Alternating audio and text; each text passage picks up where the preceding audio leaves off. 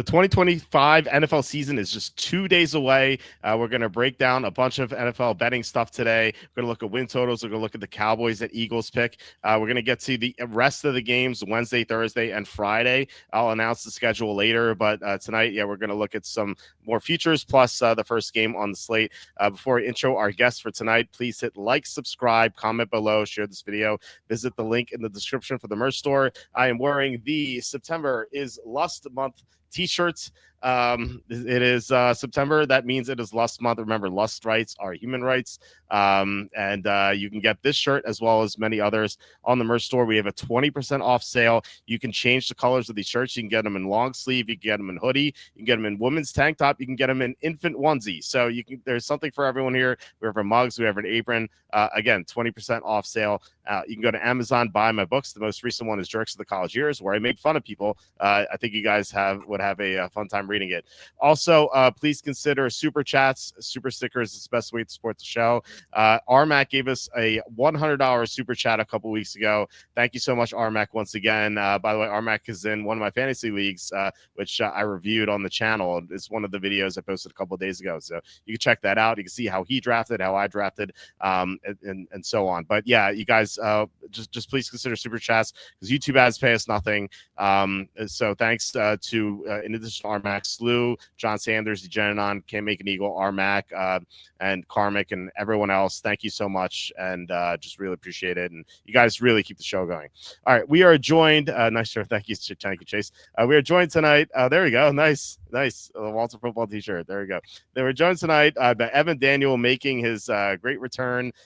He was away in the summer. He was in Las Vegas. He told me 4 times. So Evan, how are you? How was your summer? Summer's been great. I was in Vegas 4 times since the middle of May because FanDuel kicked me out during the NBA playoffs, so I have to just go across the country now. We go to Vegas all the time, so summertime is a good time to be there. I'm out in Pennsylvania for most of the summer. Back now, getting ready for the start of the NFL season. Can't wait. Thank you for having me back. I guess last year went well, so I get a return appearance. Yeah, last year was great. We have a joint Circa Millions entry, so there's more at stake with our picks. And you're going to be you're on the show tonight as you were last year on Tuesdays, but you're going to be on the show on Thursdays for the entire season after the Thursday night game. Or I don't know if you want to join, start the show during the game if we discuss live bets. It's up to however you want to do it. But you're going to be. We'll see what the score is. We'll see how the game goes. But we are going to have a shared Circa Million entry. So I think it's appropriate if we wait until later in the week when we know what the Circa lines are, so that we can kind of go through some of the back ends of how we go through our picks. Because a lot of times you and I might, first of all, we're going to differ on games. But sometimes you might like a game, but the lines are different. You get some stale lines or some juiced lines where kind of pulling back the curtain a little bit on how we go through game contest contest strategy on why we might take, you might love a game, but if you love a game at 2.5, or maybe like a game at 2.5 and you're getting +3 in a contest, maybe that's a game you take over another one. So I think it just might provide the audience a little bit more color on what we've done for the last 10, 15 years. So these contests are really a lot of fun and they've grown astronomically. I saw tonight, Circa Survivor today reached a new record. There are over 14,300 entries. Even the Grandissimo, which I considered raising money for, but did not ultimately. That's the $100,000 Survivor. They are now over 40 entries on that contest, which is insane. That's crazy. It's crazy. Maybe next year we'll do a joint entry for the Grandissimo. But for now, we'll stick to the Circa Millions, the Pick 5 contest, which is a lot of fun. You're not in Survivor, right? You don't do the Survivor entries? Not for Circa. I do them on there's one contest on BetUS. We have our contest on the site, which is free to enter. Just have to plug that. You can win $350. It's not a million or anything, but it's free entry and it's fun. Also, I'm in one other one that I do with some friends, but so I don't do the Circa one. If it was like $100 entry, I do. It's like $1,000, and I don't know. I just feel like I get burned by like one random game. I don't know. Just always like feel bad. I have 5 entries in the Circa Survivor. Last year I got knocked out in week 3. Yeah. which is very disappointing. 2 years ago, I finished in week 16 when there were 10 players left. So that was, I guess I'd rather lose in week 3 than make it to week 16. Yeah. Although I will say, as you get near like Thanksgiving, once you pass Thanksgiving, you can really kind of smell the money. The equity in the entries is a lot. So you can not only sell pieces of the equity to random people or to friends who want to buy in, but you can also hedge off of them. So there are ways, and you know me, I've talked about it on this show, whether it's football, basketball, live betting in game or live betting in season. And we'll talk a lot about that tonight with the win totals. You can really use the equity in some of these entries to bet against your pick or play the dog side in some of these games or live bet some of these games and kind of almost buy your way to the next round, but hedging as you go. So even though I did not win at that time, it was 6 million the year that I lost in 10th place. We did win. We did earn off that entry.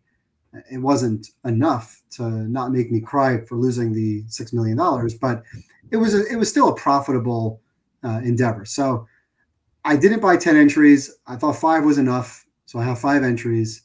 And we'll see how it goes. We'll figure out strategy. I really don't want to take the same team 5 times. I know some people just take the same team and let it ride until later in the season, or maybe overlap 1 or 2.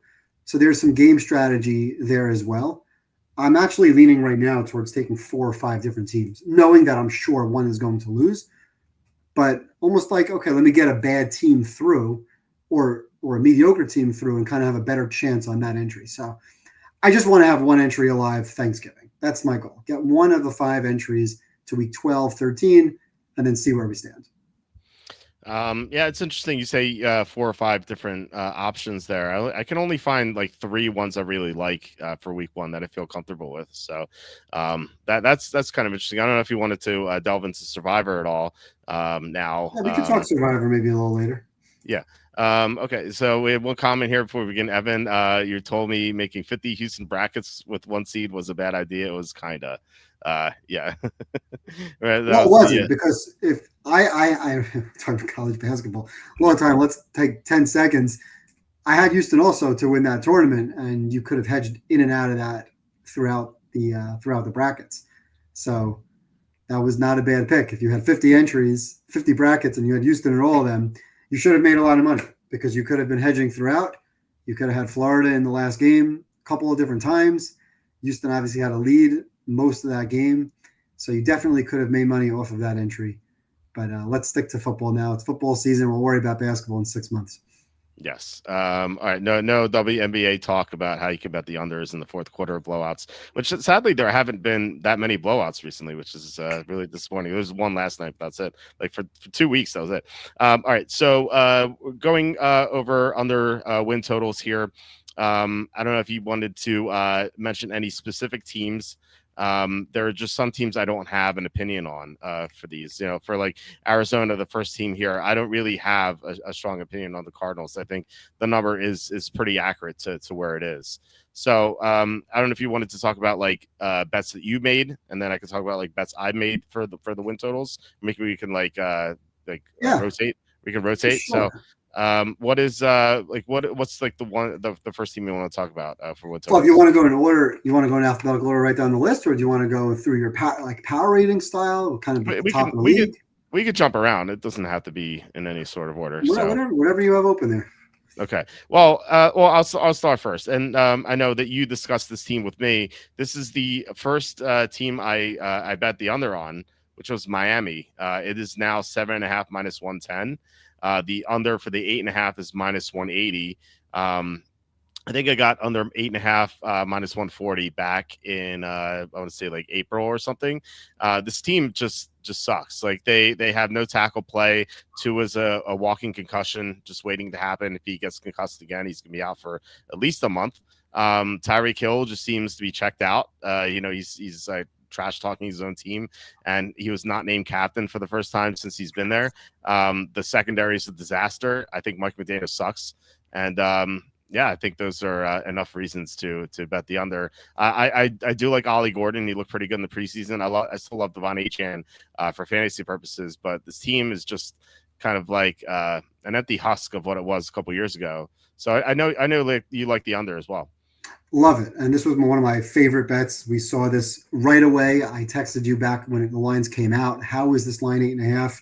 I also got minus 140. I then took more at minus 150. I then played under 8. And last week I played more at under 7.5. So I still like it at 7.5 where the line is currently sitting. Obviously, we like it better where it opened at 8.5. It's hard to give out that now because that's not an actionable number. But we were talking about which coach would be the first coach fired. McDaniel could definitely is in that running, maybe a top 2 or 3 coach. He looks like he's checked out. You mentioned Tyreek Hill. Tyreek Hill, I read he had a divorce settlement yesterday where he lost about $10 million to a woman that he was married to 17 months. I think they wrote in that article that he had 5 kids last year, which is kind of crazy. So Tyreek Hill. I thought they were going to make it. I'm kind of pretty upset about it. Well, Tua, my feelings on Tua. I don't think Tua is a real NFL starting caliber quarterback. I think he, like Jimmy Garoppolo, is a product of a Mike McDaniel type of system, but he likes to get the ball out real quick. That offensive line can't protect. That defense is really poor. The schedule is not hard. That's my only hesitation on Miami is that they have a relatively easy schedule. And they opened with a couple of games that are, quote unquote, very winnable. The Colts game, obviously, they're a pick 'em. Now, they opened as a favorite in that Colts game, which I was surprised about. I mentioned that when we talked about opening lines a few months back. They're now a 1-point dog. So, okay, big deal. Line flipped. But then they play a home game against New England. And then after the Buffalo game, they play the Jets at home and then Carolina on the road. So even a bad team, and we can talk, throughout the season when we talk about games, there might be weeks where we lean towards Miami as a pick, or maybe not as a bet, but certainly as a lean, even though we're saying now, like I have them ranked 27th. I think you do also. 27th in the power ratings. So that's pretty low. But with the product of the schedule, I don't love the under 7.5. I did bet it. I bet it significantly more on the under 8.5. I think McDaniels could very well, if they start out slow against some of these lesser teams, if they start the season 1-4 against that crop of games, he's going to be fired. I just don't see how he lasts. When is their bye? Their bye is late. Their bye is week 12. I don't see how he survives the first 2 months of the season if they get off to a rocky start. Now, if Tua gets hurt again, which is likely, maybe they give him a pass. I don't know. Other quarterbacks have gotten hurt, and coaches have done a good job with backups. He has not. McDaniel has not been able to do that. Maybe it's the product of the quarterback. But if they get off to a rough start, this team could be looking at a 3 or 4 win season. So I love that under. It's my favorite bet. I gave that out to a lot of people. As I went through the teams, it jumped out right away, and certainly not surprised that the line has dropped a full game. Yeah, well, their backup if Tua gets hurt, when he misses time, I should say, is Zach Wilson, the Cougar Hunter. So not very inspiring there. He's still young. Maybe he has some potential, but I doubt he's going to amount to anything at this point. So yeah, we're definitely in agreement on Miami. Did you want to mention? Oh, I should say, by the way, before we move on, I told you before we started recording, I'm in this picks pool that Kelly runs. Kelly was on the show a couple weeks ago. She did a fantasy draft with me. She runs this pool, and you basically you pick the winner of every single game. It's called the 272 pool, and she has it so on the Kelly, right. Are you referring to Kelly in Vegas, Kelly? Oh no, Awesome Kelly in Arizona. Okay. I was like, I didn't know who you were referring to. Okay. No. So she's more famous than this channel, the Awesome Kelly in Arizona. Anyway, this spreadsheet's pretty cool. How she has on the right, like for every pick you make, it adjusts the win total for each team, so you can kind of see what you have. I'm through. I have 2 more weeks to go here. I'm almost done here. I have to finish by Thursday, obviously. I have Miami at 5 wins. So I know their schedule is easy. Maybe that's how they get to 5 wins. But even still, like with 2 games to go, they obviously can't get to at 9. So that the 9 would beat us. I'd be shocked if they get to 9-8. Like even with their easy schedule, it just seems very unlikely. So I'm pretty confident in this. If anyone hasn't bet this already, would you like suggest under 7.5 Yes. minus 110? You would, yeah. 7.5. Yes, I would. I have them winning 6 to 7 games.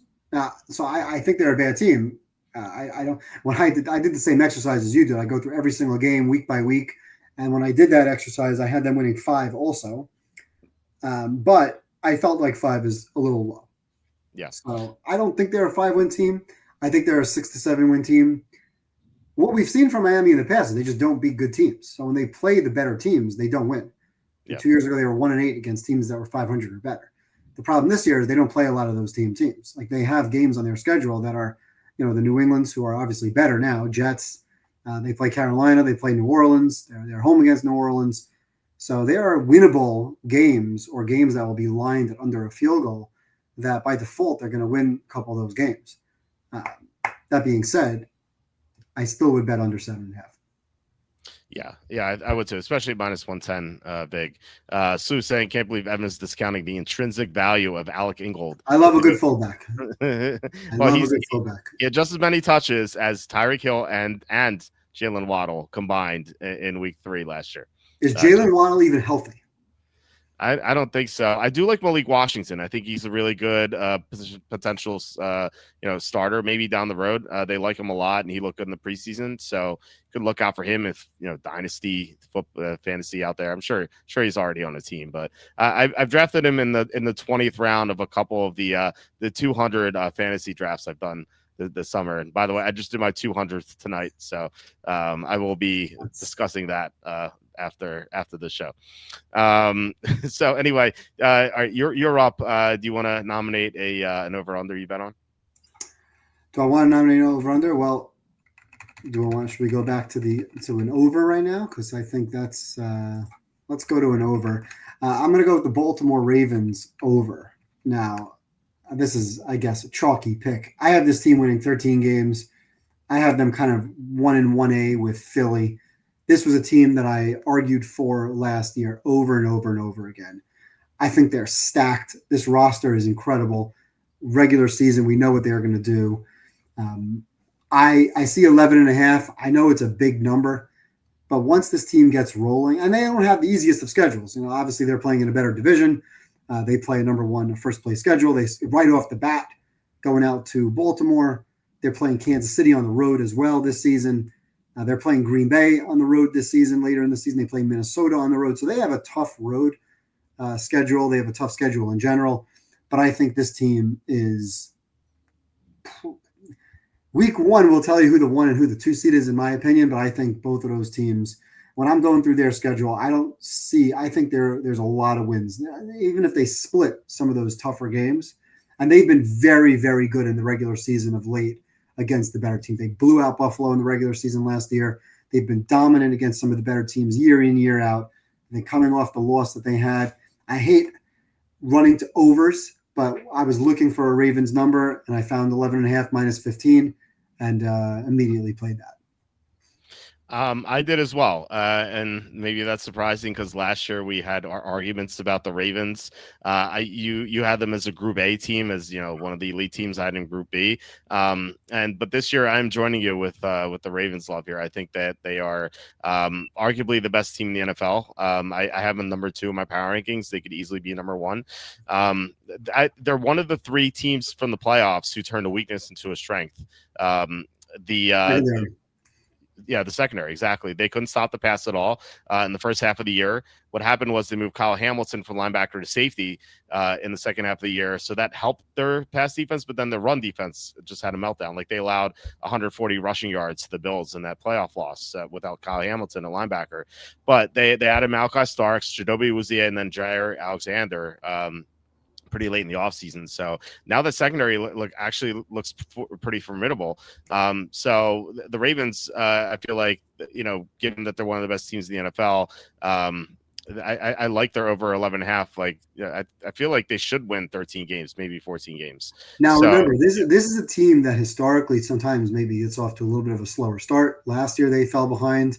You could have gotten plus money on the division later in the season. And if you look at their schedule early, like we mentioned, Buffalo on the road, of course, Cleveland, and they play Detroit at home, Kansas City on the road, Houston and the Rams. So 6 games before the bye. That might be the time to bet Ravens division or the win total over. Because even if they come out of that schedule 3-3, I still think this team goes on a major, major roll. And then after the bye, it just gets much, much easier. Chicago, Minnesota, Miami, Cleveland, Jets, Cincinnati, Pittsburgh, Cincinnati again, New England, and then they close out Green Bay at Pittsburgh. So they could, I mean, I don't want to say they're going to run the table with those 11 games, but that's a lot of wins on that schedule. So if they start 3-3, which I think I actually have them starting, no, I have them starting 4-2. I have them winning 4 out of the first 6 games. 4-2, this team could be a 13 or 14 win team. They start 3-3. Okay, I'm looking at 12 to 13. I think over 11, unless Lamar is hurt, over 11.5, I think is a great bet. Yeah, I feel like that's what you're betting here is Lamar stays healthy. If he stays healthy all year, they should definitely go over 11.5 wins. I don't know what you thought about the Bills. I want to talk about them too. It's the same number, different vig. So it's over 11.5. I got -150 at circa. So I think the Ravens and the Bills are very close. Obviously, they were very close in the playoffs last year. The Bills just won by a nose in that divisional round playoff game.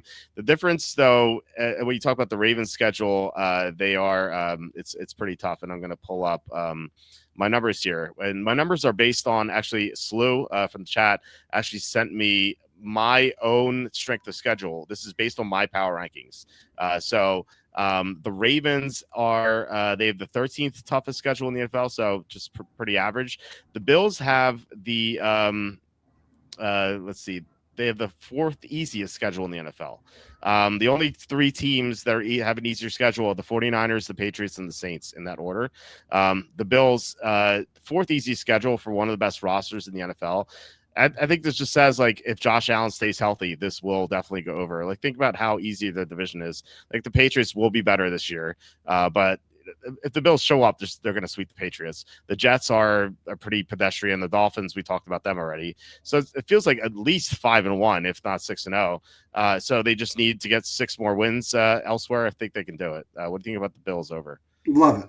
I bet it also, even at -150, which I hate laying -150. When I went through their schedule, I like to put a 2-game range.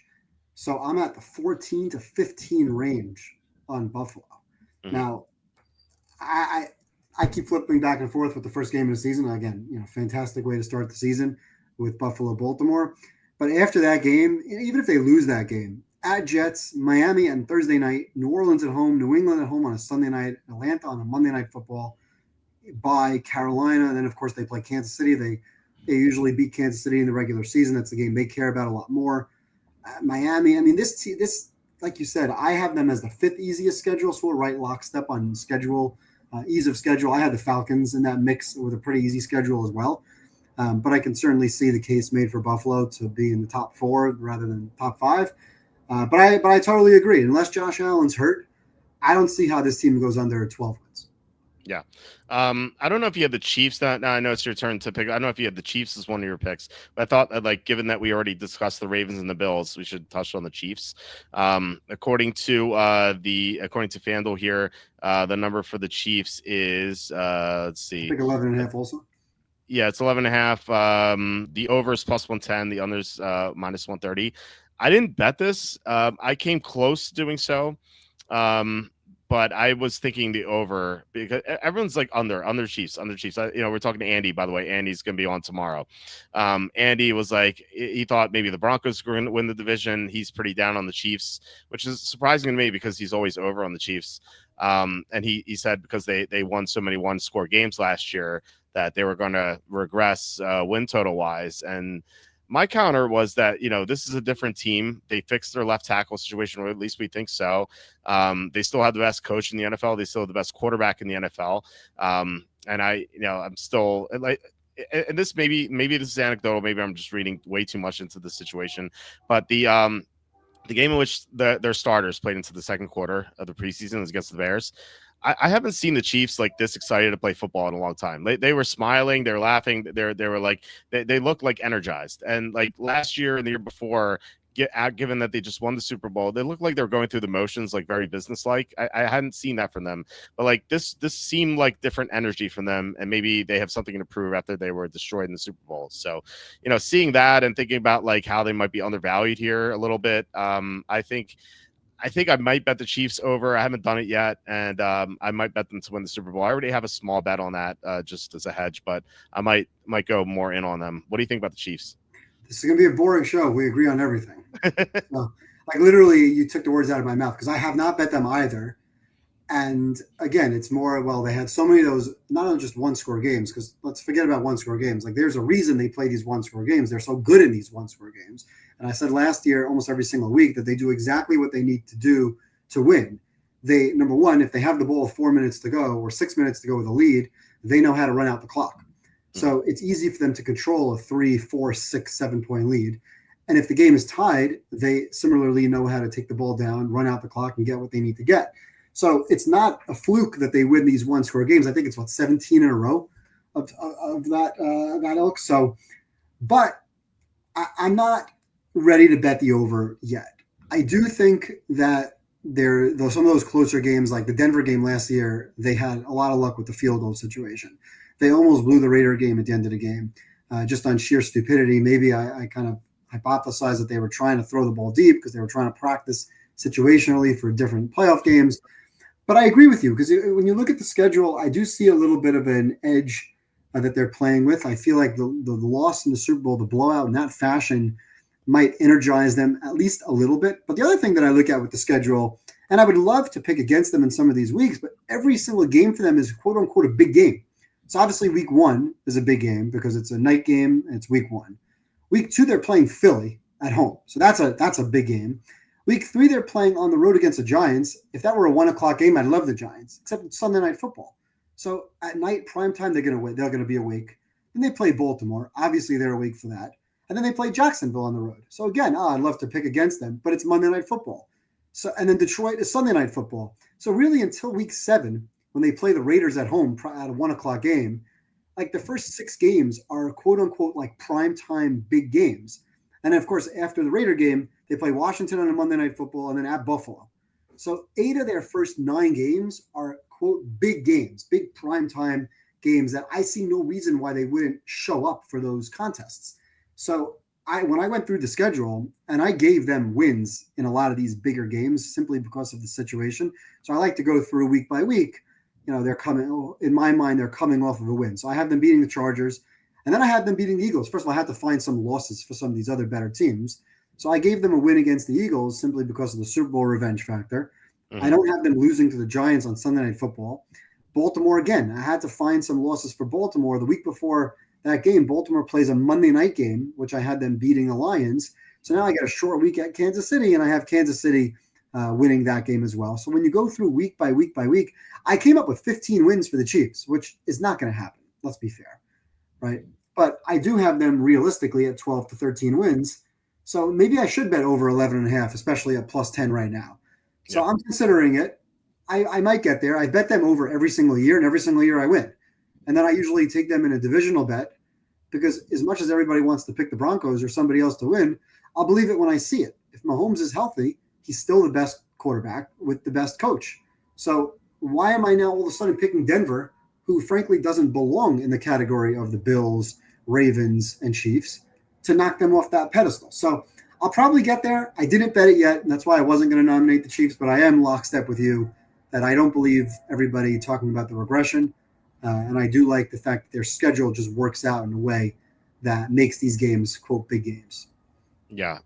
Speaking of the divisions, Pollyanna asking, how do you like the Bills, Ravens, Eagles, and Chiefs to win the division? Parlayed at 6 to 1.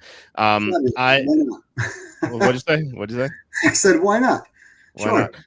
I actually have a similar bet. Let me pull this up here. If you guys go to the homepage, there will be a link that says. I actually bet that. I bet that exact bet, but I bet it at a little bit better than 7 to 1, not 6 to 1. Okay. I have that exact bet. So sure, why not? Yeah, I have so many exactas here that I have to get through. Let's see here. So okay, I have Chiefs, Bills, and Ravens at plus 615 to win the division. No Eagles there. I got this with an odds boost on DraftKings. But if you're talking about this, like I worry about the Redskins. I think the Redskins are pretty good. I think they could unseat the Eagles, but you could potentially hedge that too.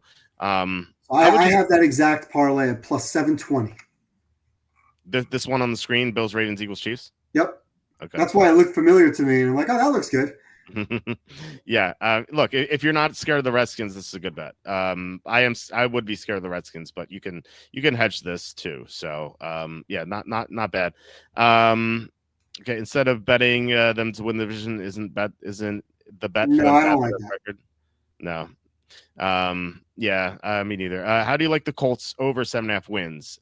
It's a plus money last week. Jones will finally have a competent offensive line of receivers. Do you have the Colts written down at all with one of your bets? I did not bet the Colts, but I'm in the Westgate Superbook wins pool, and I am on the under for the Colts. Yeah, I I would really be want under to too. believe in the Colts. I just can't get there with Daniel Jones. I feel the same way, and I don't know if the offensive line's competent. They lost their starting center, they lost the starting right guard. I think the number is. It's a good Yeah, number. Where's your juice there? Yeah, your juice to the under. I didn't bet it. What were you saying? I'm sorry about the offensive line. yeah. I mean, the Pollyanna saying they have a competent offensive line. They lost their center and right guard to the Vikings, and the right tackle Braden Smith is pretty good. He had some sort of mental disorder in the offseason. He had to get checked into a facility, and he has some sort of injury right now. So, like, the whole right side of the offensive line is in shambles. I don't like the defense either. I can't get there with this team. I think they go under. I think they're a slightly below average offense and a slightly below average defense. Yeah. So I actually have them. I have them ranked 24. I see you have them ranked 28. Mm-hmm. I have them 24th in the power rankings. They don't have a difficult schedule being in the AFC South, but I don't want to. I don't. If it were Richardson, I might. I mean, his inaccuracy is alarming, but he's a more exciting player. He's not a winner, and Daniel Jones I think he's a nice NFL backup. Yeah. Yeah, he's not going to win football games consistently. In that 272 pool, I have the Colts at 4-13. So that's probably not enough. That's not. I don't think they're a 4-win team, but I have them in that 6 to 7 range. So I would lean to the under. But again, I'm not a bet that I would want to make. Well, someone was talking about coaches to be fired first. Dable popped up, McDaniel. I think Steichen is a candidate. Yeah, he's on that list. He's on that list. Yep. Okay. And Cinder asking, can you update your defense rankings for this week? I forgot. I'm sorry. I always forget. Start of the season. I always forget. I will do it. I'll do that tonight. All right. Do you want to nominate a team? I believe you're up next. Well, we can go to another team that I bet, and that's another chalky pick. I have the Saints under. I think this team wins 3 games. We talked last year ad nauseum about quarterbacks that don't belong. I told you last year before he came in that Spencer Rattler is not an NFL quarterback. He's still not an NFL quarterback. He wasn't even a good college quarterback. I don't see where the wins come from. I get it. It's a very easy schedule by a product of them just playing in that division. And it's almost like you have to give them wins somewhere. I have a hard time. I went through their schedule and I'm writing down wins, and I have them at 3 wins. You're giving me 5.5. I think the line dropped to 4.5. So I bet it at 5.5. I would still bet it at 4.5. Plus, what is that, even? Yeah, I see plus 100. I don't see how this team gets to 5 wins with Rattler or Tyler Shuck. The defense is bad. I mean, I grade everybody's offense and defense. I have 2 defenses in the league that got an F. The Saints are one of them. And to me, their offense is another F. So I just don't see where the wins are coming from. This team could win 2 games this year. It wouldn't surprise me. Throughout the season, I mean, where are the wins coming from? I mean, I have them beating the Giants. The Giants are a better team than the Saints. New England is certainly a better team. I have them beating Atlanta off of their bye. I have them splitting with Carolina. They're going to be underdogs, I think, in every single game. I don't think they're favored. I think they're favored in 1 game. They're favored in the Carolina game. That's the only game all season they're favored in. 5.5, there are some really bad teams, and there are some teams last year that just could not cover a number. You couldn't make those lines high enough. And the Saints with Rattler were one of those teams. So until that's proven otherwise, give me the Saints under 5.5 or now under 4.5. and you could find some bets on them to have the worst record. This is a very likely team. It just makes sense with the Arch Manning, who didn't look very good this week. For them to be in the running to get Arch Manning to the Saints just makes sense in the script. Yeah, Spencer, the Silver Snake Rattler, was 2-5 against the spread last year.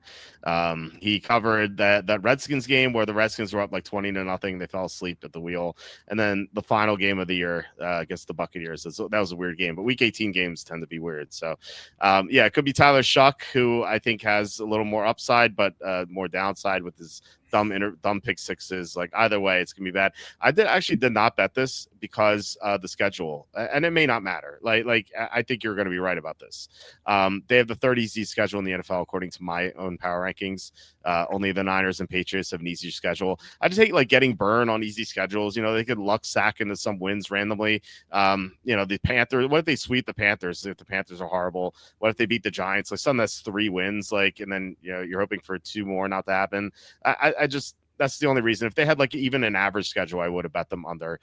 It's just the only reason I didn't do it. So I wanted to bet the under on bad teams with tough schedules, and there are a couple of those. Right? Yeah, I fully agree with that. I just couldn't resist. I couldn't resist that. I just don't see where the wins because those other teams that you mentioned that are quote unquote bad, Carolinas of the world, they're going to get some wins also. Yep. And at least those other teams, at least right now, have NFL starting caliber quarterbacks. Say what you want about Bryce Young. He looked a little better at the end of last season. Rattler's a backup. He's not a starting quarterback. We know that. I don't need to see more of Spencer Rattler to tell you that he's not good. He doesn't belong as a starting quarterback. Their defense is not good. They have a new coach. Who knows how Kellen Moore is going to turn out? I don't like the offensive line. I like Olave, but he's always hurt. I like Kamara 5 years ago, but he's now, what is he? He's got to be in his low 30s, maybe late 20s. He's not the same player. He's 30. I had this huge debate with Kenny on Wednesday. He's 30. I had a huge debate with Kenny on Alvin Kamara in our fantasy show.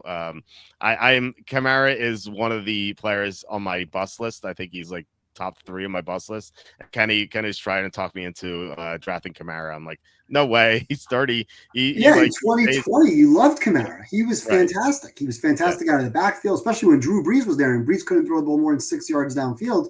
Kamara was a machine. Yep. That's long gone. Yep. They don't have the defense anymore. They don't have the coaching staff anymore. They don't have a quarterback. And the Aints are back. The bags are going to be over the heads. And the only reason why you lay off that 4.5 is because, number one, it dropped the full game. So you missed the 5.5. And they play Carolina. I have them with the third easiest schedule in the league. Only the Niners and the Patriots have an easier schedule in my card. We are lockstep in that. Yeah, Niners easiest, Patriots second easiest, then the Saints. To round the top five easy schedules. Bills are number 4, Panthers number 5. Okay, so I talk about a team that's bad that has a tough schedule. How about the Giants? No, I think the Giants, they added a couple of good pieces this offseason. They signed Javon Holland to upgrade safety. Abdul Carter, top 5 pick, should do well for them on the edge rush. And Malik Neighbors in his second year. Russell Wilson is like, he's way past his prime, but he's like going to be like Dan Marino compared to the guys they had at the end of last year with Drew Lock and Tommy DeVito. But they have the 4th toughest schedule in the NFL. So I think it's going to be super hard for them to get wins. And you texted me the other, I think a couple weeks ago, and you were like, I can't find a win on the Giants schedule. And like, yeah, I can't either. Maybe at Saints, right? And ever since then, Dallas traded Parsons, so maybe they can possibly sweep Dallas. But I am under on the Giants. The number I have is under 5.5 minus 125. Let's see what we have here. But while I do that, do you agree on the Giants? Yes, I do. 5.5 plus 100 actually. I actually took the under at minus 110. So I bet the Giants under at 5.5, really because of the schedule. I have them ranked with the hardest schedule. You said 4th hardest. I have them with number 32 in the league. Obviously, we all like their defensive line. Their defensive line could be amazing. Right? Yep. This could be like the Super Bowl Giants from 10, 15 years ago. That line could be special. Their secondary not going to be special. Their offensive line's not special. And that's where I don't really see the wins. I like Dable as a coach. I would love to say that this team could be feisty, but I don't like Russ. We talked about that a lot last year. I believe that Russ will get benched at some point for Dart.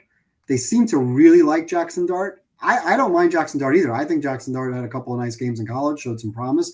I think that Dart will take over as a starting quarterback, and Jameis will end up as your backup. Jameis will come in a couple of games, whether it be through injury or whatever reason. Russ gets knocked out.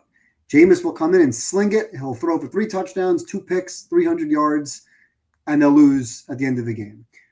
But to me, it really comes down to the schedule, like you said. Starting at Washington, at Dallas, Kansas City, I actually gave them a win against the Chargers just because as you go through the schedule, got to find some wins here and there. But then Philly at Denver, at Philly, Niners at Chicago, Green Bay at Detroit. That's a rough stretch. Like this team could really find themselves. They can be competitive game in, game out, but not find wins. So, and Russ was not terrible last year with Pittsburgh. I mean, he threw the ball up. There were balls thrown for grabs. That plays were made. He'll do the same thing. We'll talk Thursday. This is actually, spoiler alert, actually one of the teams that I do like catching points. But I just don't see where they get 6 wins. I just don't see it. As a matter of fact, we were talking before the show about teams not to make the playoffs. And I told you I have way too much riding on the Saints and Browns not to make the playoffs. Those 2 teams have better odds to make the playoffs than the Giants. And that's strictly because of the schedule. Mm-hmm. So the Giants were like minus 1,600 on the no playoffs. I think the Browns were minus 1,300 and the Saints were minus 1,200 or vice versa, 12 and 13 for the other way. But the Giants had the longest shot odds, I think, to make the playoffs in the entire league. So I found that pretty interesting. But again, it just comes down to the schedule. Chase asking, why does Evan hate Russell Wilson? Because he's a Seahawk and I'm a Niner fan. Fair enough. He did have some good games last year, and I think people remember the meltdown at the end of the year. But to be fair, like he didn't have George Pickens for many of those games, and without Pickens, the Steelers had nothing at receiver. I think it was like Van Jefferson and who else? Calvin Austin. And then Pat Fryermuth, like there's really nothing for Russell Wilson to work with. So he didn't get like quite the fair shake, but he hasn't been good in a few years. No, he hasn't been good. And it's not so much that I hate Russell Wilson. That was a joke about the Seahawks, but I was on the train of him being overrated when in his last year in Seattle. When he got traded to Denver, the first bet that I bet Seattle. That was week 1 against Denver. I bet Seattle. I think it was like +6. And I loved it. I thought they were going to win outright.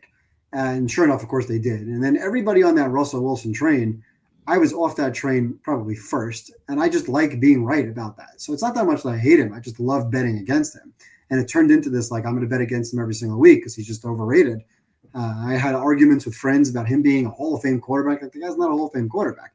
He single-handedly lost the Super Bowl. Well, maybe it was Carroll who just didn't want to give Marshawn Lynch the football and allowed Russ to throw the ball from the 1-yard line. So that was one of the memorable moment for me, betting and rooting against him. But I just think he's an overrated quarterback. I don't think he deserves to be a starting quarterback. I would have rather the Giants. If I'm a Giants fan, I'd rather see Jackson Dart for sure. Let me see what I have for the future. This is a young team with a young D-line, with neighbors. And I like Daboll. And Daboll, if they don't start out well, he might find himself getting fired before Mike McDaniel. So I don't see why they're playing Russ. If they think Jackson Dart is ready, the minute they think he's ready, he's getting the nod. So I don't think Russ will be there long term. I don't think he's going to play more than like 5 or 6 games. We'll see what their record is. So I think if he gets blown out, I mean, the problem is when do you put in Jackson Dart? You don't want to put him in on a Thursday night short week against Philly. But you definitely don't want to play him at Denver and at Philly back to back. So I think they're going to wait with Jackson Dart maybe until the Niner game week 9. Assuming they lose a bunch of those games, maybe they're 1-7 to start. Russ is done, and it's Jackson Dart time. And see what you got. I mean, Wilson's starting because the coach and GM are trying to keep their jobs, and they just want to go with the veteran. I mean, that's the answer. Like, if they had a first-year head coach, he would probably be leaning toward Dart at this point, who looked great in the preseason. But let's not forget that Daniel Jones had this legendary preseason run in his first year, and he looked like the next Joe Montana, and he certainly was not. Do you like Browns? Giants to have the fewest wins at +550, and I also bet the Browns to have the fewest wins at +450. No, because I think the Browns and Saints will both have 3 wins. So I don't like the Browns either, but at least the Browns have a good defense. So the Browns could be competent because of the defense. Now the Browns, I have them ranked with the second hardest schedule. So Cleveland, to me, given the division, they play the NFC North, so they have a rough stretch of games. They play Buffalo. They have a tough slate.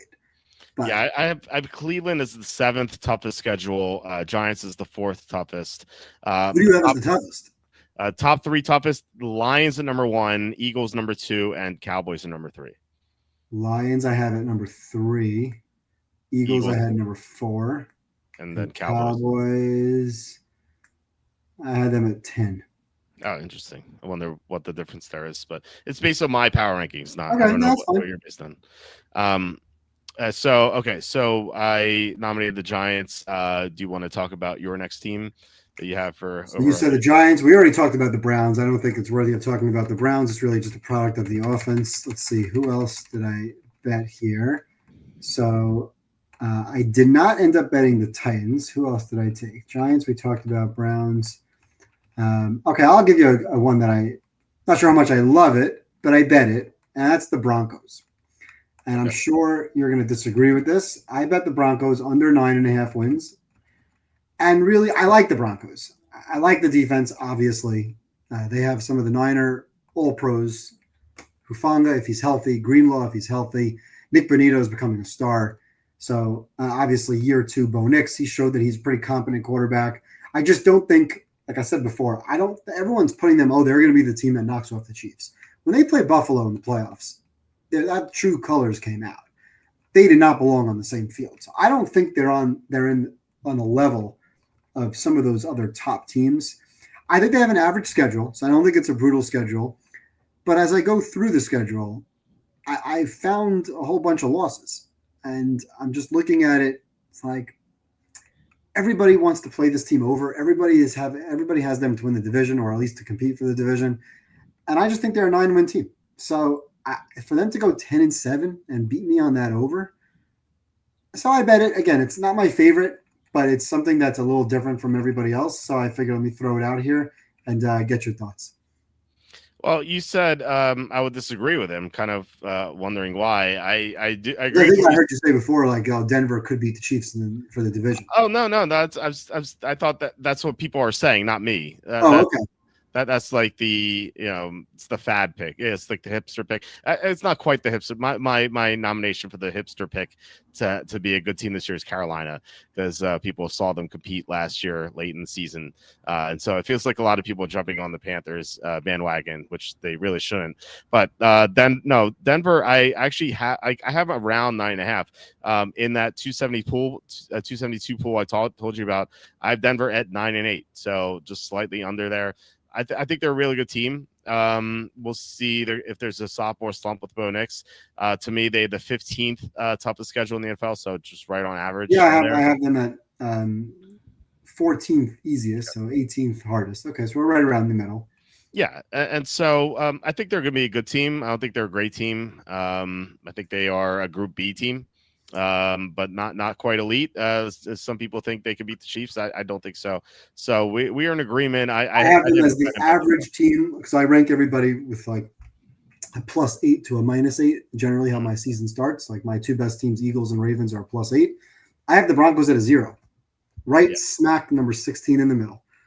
And if you look at the back half of their schedule, I think the time to really bet the under would be probably after the Dallas game, because starting in week 9, they go at Houston, then the Raider game, divisional game, Kansas City, at Washington, at Raiders, Green Bay, then they get an easier, or quote unquote easier game against Jacksonville, then at Kansas City, and they close with the Chargers. So the back half of the season, every single game is really going to be a competitive / tough game. I don't think they have any cupcakes in the back half. Whereas in the beginning of the season, they start with Tennessee, Indy, the Chargers. They get Cincinnati at home at night, and then at Philly, but then they play the Jets, the Giants, and the Cowboys. So there's a couple of games. Nothing's really a layup for them, maybe except for the Tennessee game, talking about Survivor. This is the one team that I'm considering overlapping in Survivor, because it's not a team that I care to save towards the end of the season for the reasons I just mentioned. Mm-hmm. And as far as Tennessee is concerned, we know what happens with rookie quarterbacks who start their first game on the road. So I'm very, very comfortable with Denver from a Survivor perspective. Like I said, definitely will have them in my first entry. The question is, do I take them in 2? I'm not going to take anybody 3 times, but maybe I take them twice.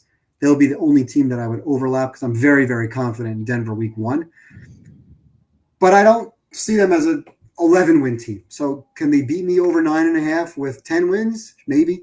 But I do have them as an under.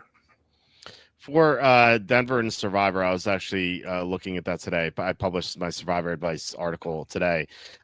Something I like to do. This is Whistles Go Woo's strategy. He's one of the best DFS players in the world. That's just his moniker. I don't know his real name. But he published an article. I think he's a professor at Stanford or something. But he published an article about Survivor, and he said what he likes to do is to look at look at a 9-week plan. So he plans out his picks for 9 weeks, and then weeks 1 to 9, and then week 2 comes around, he plans out for weeks 2 to 10, and he just adjusts as it goes. And his argument is like, yeah, you want to plan just so you don't get stuck with like nothing to pick one week, but you don't want to go like too far into the future because you don't know what's going to happen. So I did that for my Survivor advice article, and I found that week 7 is a very difficult week to find anything. And I'm gonna bring this up. There were like 2 viable picks for week 7 that I saw. The one of them was Denver against the Giants, and the other one was Chargers against the Colts. The other games of week 7 all look Chicago, New Orleans. Okay, yeah. I mean, I'm not. I don't want to trust Caleb Williams, but I could see it. I could see that. When you talk about Survivor, yeah. Let's say, for example, like I only play the Circa one. I'm hyper focused on Circa Survivor, especially after my 10th place finish 3 years ago. So hyper focused on Survivor for Circa, and you have to take a Thanksgiving pick and you have to take a Christmas pick. So you need 20 teams. Theoretically, you need 20 teams. So Chicago is a team that you have to really look through the schedule, and just using that because you mentioned week 7, and I have them written down here in week 7. So I would go through my schedule and I circle Chicago for week 7 and week 15. Those are the 2 times where I'm willing to play Chicago. At least, obviously, injuries happen, and we'll see if things change throughout the season. But right now, that's my potential, and you like to give yourself options in case injuries happen, especially. So I note week 7, Chicago, week 15, Chicago, they're home against Cleveland. So obviously upsets happen, and you're not going to be able to go against the worst team or the worst 2 teams every single week. So you almost have to plan to pick some of these lesser teams. So when I look through it, I'll say to myself, all right, let's say I'm in week 7. I'll look at week 15. This is the next time I would take that particular team. And I would look at the other games in week 15 and say, okay, who else would I possibly need in these weeks? Now, I have the Chargers. The only time I even wrote down the Chargers would be week 7. You mentioned that against the Colts. There are no other games throughout the season where I would want to take the Chargers. Say the Raider game in week 13, that's not really a game I would want to be on the Chargers, a divisional game, even though it's coming off of a bye. So there's really no other game, and I like to really lean towards home teams. It's funny, I like to bet on road teams because I don't think home field is priced properly. But when it comes to Survivor, I generally lean towards the home team. So if I'm looking at Chicago and the Chargers in week 7, I would say, you know what? I can probably save the Bears. Let me burn the Chargers now. So when it comes to Survivor, I don't have a plan of a 9-week or a 10-week outlook or a 5-week outlook. I like to take my teams. Who are the potentials? I write down for every single team, which weeks do I potentially consider you? And then as I go through those teams, like week 1, I'm going to have a call with, and I have 2 friends that do Survivor with me. I'm going to get on a call with one of my friends, and we're going to go through the 5 or 6 teams that we're considering in week 1. And write down, okay, which other weeks are these teams eligible for? Who are the other teams eligible in those weeks? And where would we want to save options? Because you just want to keep yourself alive for options. So that's how I look at overall Survivor for weeks as you go down the road. I wonder if you can use like ChatGPT to be like, okay, I want to fade these certain number of teams. I want to fade the Saints, Browns, Panthers, etc. And like, can you devise a schedule for me for Survivor? I want to try and see what it does. See what the results. I'm old school. I have my spreadsheets here. I have my charts.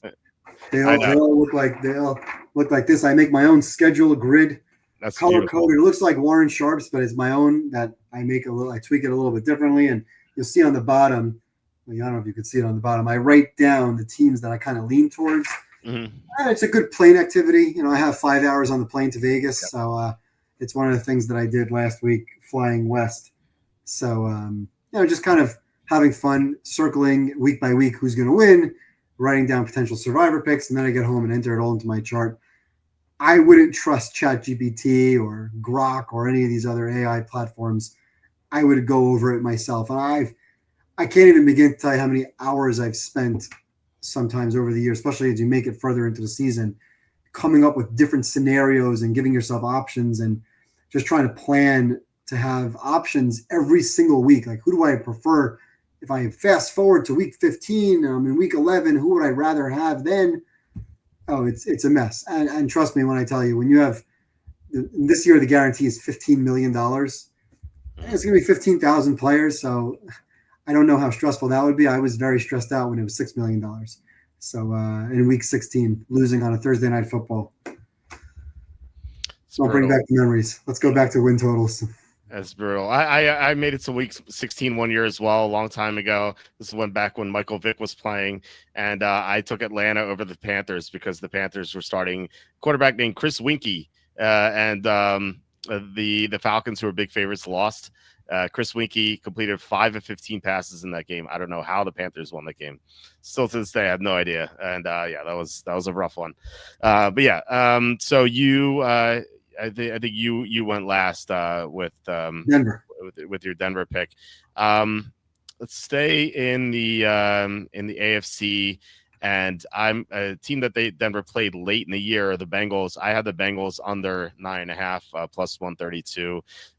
Let's go to what they are here. Wonder if it moved at all. So let's see what they have. They have under 9.5 minus 105. So I got the better number plus 132. I would still recommend minus 105. When Super Bowl 59 ended, I posted a poll on Twitter or X, whatever you want to call it. And I said, who is I posted the odds and who is your favorite bet to win Super Bowl 60? And the most common response I got was the Bengals. And I'm like, they're 20-1. I couldn't believe it. They have the worst defense in the NFL. They have a bad offensive line. And I don't think they're coached very well either. Their whole team is just four great fantasy players, and Trey Hendrickson, and that's it. That's all they have. It's like a fancy car with no engine. There's no substance to this team at all, and they always start poorly too. So you can count on a couple of losses to start the year. Even though they battle Cleveland, I think they could lose to Cleveland. So this team, I just don't like at all. And it's not like they have an easy schedule because they play in the AFC North. I have them. That's the 12th toughest schedule, so not impossible, but still not an easy one either. So I like Cincinnati under 9.5. I don't think they make the playoffs this year. Actually, I bet them to not make the playoffs as well. So what are your thoughts on the Bengals? So this is where we disagreed on this team when we talked about power rankings from the beginning, and we still disagree on this team. Now, I know that they have a bad defense. I also am very concerned about the offensive line. Yeah. But they finally started playing some guys in the preseason and maybe have woken up. When I went through, so I look towards the offenses more than defenses. Last year, the Redskins had a terrible defense and were a top team. The Lions had, without Hutchinson at least, bad defense, top team. Year in, year out, the teams with the really, really good offenses are the teams that are at the top of the league. Now, I don't think they're at the top of the league. I have them number 13. I think I saw you have them 18th in the power ratings. But when I went through the schedule, and I agree with you, I have the schedule right average, right in the middle. And I'm obviously concerned about the offensive line. But this offense can put up points. I think Burrow, MVP caliber, with these receivers, if they're healthy, they're going to put up a ton of points. They're going to be that team that's going to win games 38-35. They're going to be shootout teams week in, week out. And when I ran the exercise of going through the schedule, I have them starting 2-2 because I have them winning the first 2 weeks, and then I have them losing at Minnesota and Detroit. I have them starting 3-3. I have them splitting, Minnesota and Denver. I have them splitting Detroit, Green Bay. And then I have them going on a run. Pittsburgh, Jets, Chicago, all at home. They have a bye, and then they have 3 out of 4 road games. So I have them losing a couple of games, but beating New England in between. And they close Baltimore, Miami, who I think stinks, Arizona at home, and Cleveland. When you go through that number, I actually had them winning 11 games. Now, I wouldn't bet the over 9.5. So I'm not advocating for a bet, and I'm not saying your bet is a bad one. But in the wins pool with the Westgate, they were lined at, I believe it was 10. I'm just looking for the Bengals. And I took over 10. So when I went through it, I said, okay, I think they're going to win 10 games, so they're probably going to push. But I thought there was a greater likelihood of them winning 11 than winning 9. So, yes, I know the defense could be really bad, and the offensive line scares the hell out of me. And the coach has not been prepared once, ever. What are they, 1-9 in the last 5 years in weeks 1 and 2? Yep. Horrible. They knocked me out of one of my survivors last year. Home game against New England. They knocked a lot of people out of Survivor the year before. I think that was against the Browns. And now, of course, they open with the Browns on the road. So if they lose here, I'm throwing everything I said out the window. If they lose this first game, forget it. And by the way, I think the line is too high. So I think the line is inflated. I would have made the line a little bit lower. I'm not sure that and we'll talk more about this game coming up week 1 on Thursday night, but I love the offense. And last year, I really wanted them to make the playoffs over Denver. I was really rooting for them. They beat Denver last year late in the season. I think that was week 15 or 16. I think it was like week 17 because Marvin Mims went off. Like that game kept their season alive. Yeah. And, of course, Denver played Kansas City, who didn't need the game. But if they got into the playoffs, I thought they would have given Buffalo a run for their money because they seem to play Buffalo well. Mm-hmm. So I would have loved to see that offense compete. And I think that offense, if Burrow is an MVP caliber player, schedule is average, I run through it, and I have this team winning 10 games. So I don't agree on the under 9.5. Zach Taylor changed his preseason approach and almost got his quarterback killed. Yeah. Burrow took some bad hits in that game. I don't know how like playing 10, 20 to snaps is going to change anything. I don't know. I have no faith in Zach Taylor or that defense. I have them as the worst defense in the NFL. I think they suck. I think their offensive line sucks. Like they have 5 great players, and that's it. Like they have nothing else. But if they open the season like 3-6, does he get fired at the bye? I can see it. Yeah, I think so. It's not. I mean, the first part of the schedule is not very. I mean, once the first 6 games are not that easy. That run of Minnesota, Denver, Detroit, Green Bay, Pittsburgh, it's not an easy road. So, yeah, Bengals never get up for week 1. Surely they will. They don't want to repeat it last year. I mean, but we could have said the same thing last year about the year before. Right. Exactly. Yeah. Completely agree. By the way, while you're talking, I see on the screen here, I had ChatGPT make a schedule for Survivor going against the worst teams. I don't know if you see this on the screen here. I can see it. Yep. We have week 1 Cardinals versus Saints, week 2 Rams versus Titans, 3 Seahawks versus Saints, 4 Lions versus Browns, 5 Vikings versus Browns, 6 Patriots versus Saints, 7 Broncos versus Giants. 8, there's the Broncos for week 7. 8 Buccaneers. Did you tell them they're not allowed to overlap? You did. Okay. I did. Yeah. 8 Buccaneers, Saints, 9 Chargers versus Titans, 10 Bears versus Giants, 11 Falcons versus Panthers. Ooh, I don't like that Raiders Giants pick. There is a sketchy one toward the end too.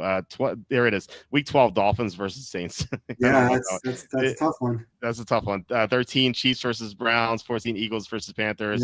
Yeah. But now you have to tell them to add in Thanksgiving and Christmas as its own week. Yeah, that was my next step. I don't know. Anyway, but that's what you can do. But here's the problem with that. We know these bad teams, they get wins here and there. It's very situational based, right? Yes. So unfortunately, ChatGPT or Grok or whatever that is, that's good it looks great on paper.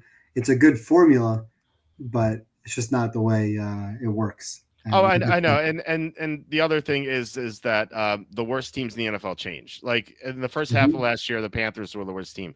Second half of the year, they obviously were not. Like it became a couple other teams, like the Saints became the worst team in the NFL when they started Rattler. So that's why you have to make adjustments and stuff like that. We're going to get a team like for example, like the Texans lose CJ Stroud. I think they're going to be one of the worst teams in the NFL. So like you're going to Dolphins, if they lose Tua, they're going to be one of the worst. Wait, did you just say the Texans with CJ Stroud are one of the worst?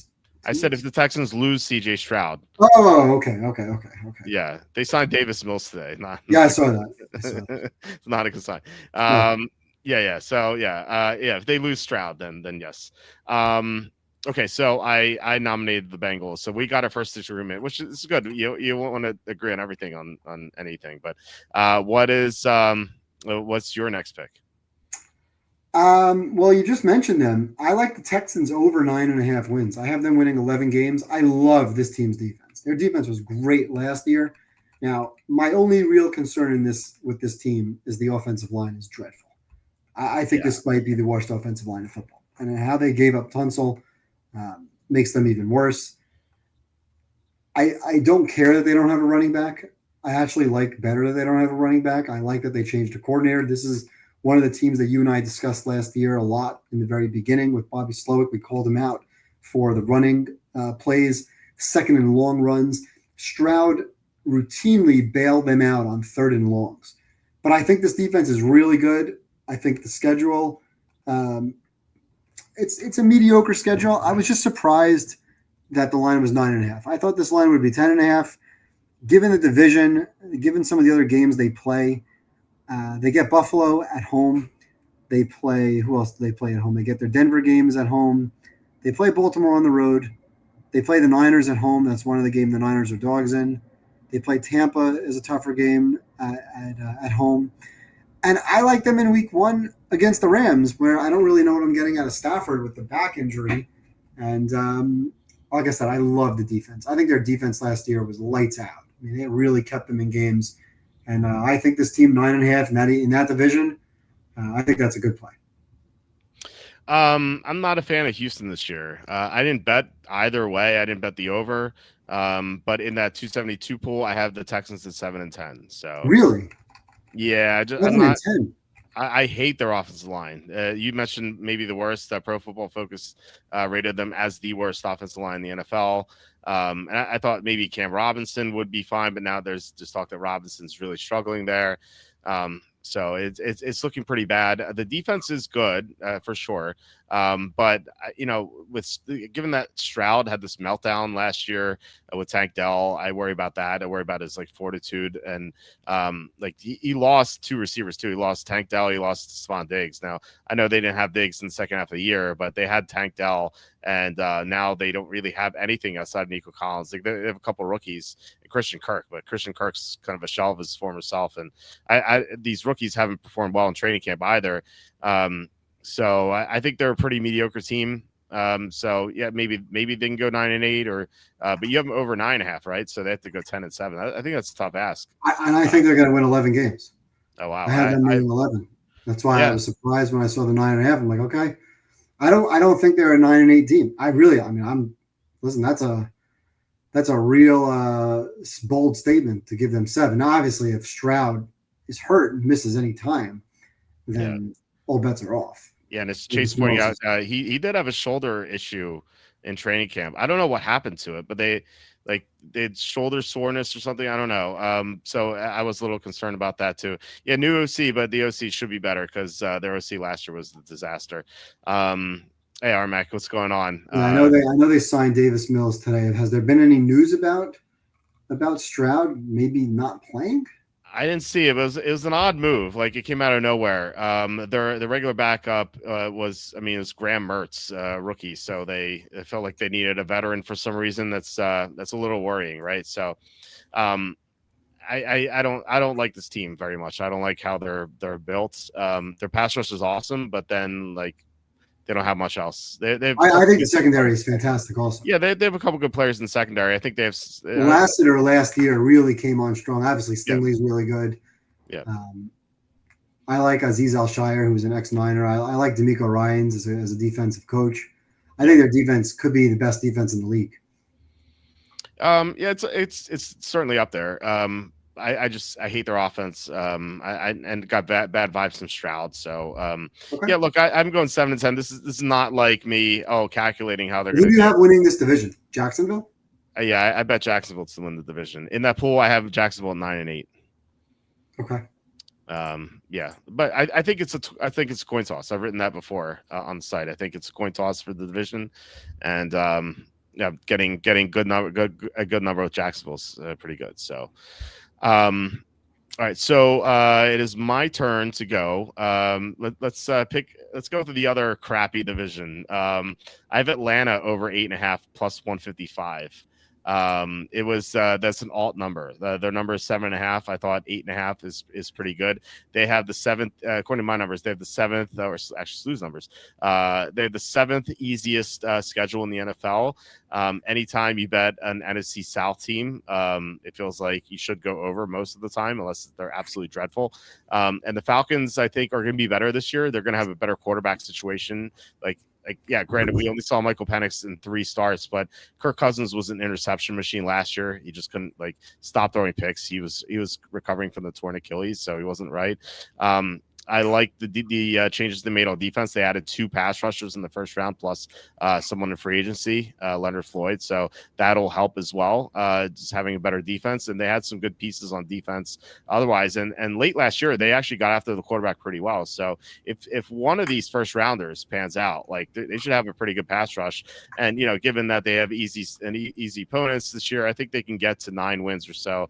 We've seen that from them recently. Like last year, they would have won the division if they didn't have this meltdown with Cousins. And had they benched Cousins earlier for Penix, they probably would have won the division. So I like this team. I don't love them, but I think they go over 8.5. What do you think? I have them at 8 to 9 wins, so I didn't have any play on this. I think you're not going to lose by much. It'll probably come down to the last week of the season, or last 2 weeks, maybe 3 weeks of the season, because I think early on you're okay, but they close out Tampa, at Arizona, and Rams. New Orleans, okay, give them a gimme. But I think you'll definitely have a chance going into the last 4 games of the season. Yeah. I have them as the 4th easiest schedule, so I agree with you on the schedule side there. I worry a little bit more about their defense. I think their offense is going to be just fine. I had their defense as a slightly below average defense. I like Penix in college. I don't like his mobility. I think that's somewhat of an issue. Obviously, the offensive line is great. With Bijan and the offensive line, Penix can get the ball out quick. Drake London's becoming a really good player. But I do worry about the defense a little bit. And I think they're going to be, them in Tampa. They're, to me, both 8 to 9 win teams. I don't think you're getting much more than that. And I'd be surprised if they're like a 6 or a 7 win team. So I didn't bet it, but at 7.5, I would have bet it. 8.5, I'll take a pass. Yeah, it's a plus 155 that I liked. I have in that. Did you mention their pass rush? Because I don't. That's one of the things. I know they drafted some guys for the line, but I don't really see much in unless you really believe in the rookies, which who knows. They picked up Leonard Floyd. That's bad vibes right there with Leonard Floyd. But I don't like that. I don't like that defense. Well, I mentioned last year after their bye, they had a week 12 bye. They had one of the best pass rushers in the NFL in the final 5 weeks. I don't know what happened, but they got so much better at getting to the quarterback. And they drafted 2 rookies in the first round, and one of them, Jalen Walker, was supposed to be the number 8 overall pick. And so, they potentially, I think one of those guys will do well this year. If not both, if both do well, forget about it. They're definitely going to win the division. But if one of those guys does well, then their pass rush should be better than it was last year overall. So, in that pool, I have them at 9 and 8. So, plus 155 on what I think could be a coin toss. I'll take that anytime. Yeah, the plus 150 that's a good number. Yeah. Okay, so that is my pick. What's your next one? Well, I only have one other team that I actually bet, and that's the Eagles over, and because I had to. I mean, unless there's a Super Bowl hangover, that's the only fear on the Eagles is the Super Bowl hangover. But again, the only other reason not to bet them is I have them as the 4th hardest schedule in the league. But this team is stacked. They are really good. The defense is great. The offense is great. I mean, it's A+ all around, coaching staff. So even though they have a tough schedule, I still don't see how they don't win 12 games. Unless there's an injury, obviously. But if they're healthy, if they're relatively healthy on the O-line, if Saquon stays healthy, Hurts stays healthy, Brown will get banged up. Smith will miss a bunch of games. But they have just so much depth on defense that I don't see how this defense isn't a top 5 defense. And as long as Hurts and Barkley play and Mailata stays healthy, I think their offensive line will be just fine. And even with a tough schedule, I'd be very surprised if this team were a 9 or 10 win team. So I see 11.5, and I have them winning 13 to 14 games. I have them 13-4 in that pool, so we're in agreement. In that division, what about the Redskins? I had bet them at over 9.5 minus 105. Let's see what the number is now. It is over 9.5 plus 100. So I could have waited and got a better number. Kind of surprised me that the number is better now, given that Terry McLaurin resigned. I know you're not a fan of Deebo Samuel, but he's certainly better than what they had last year as the number 2. And then they got Laramie Tunsil. It's just a huge upgrade for them.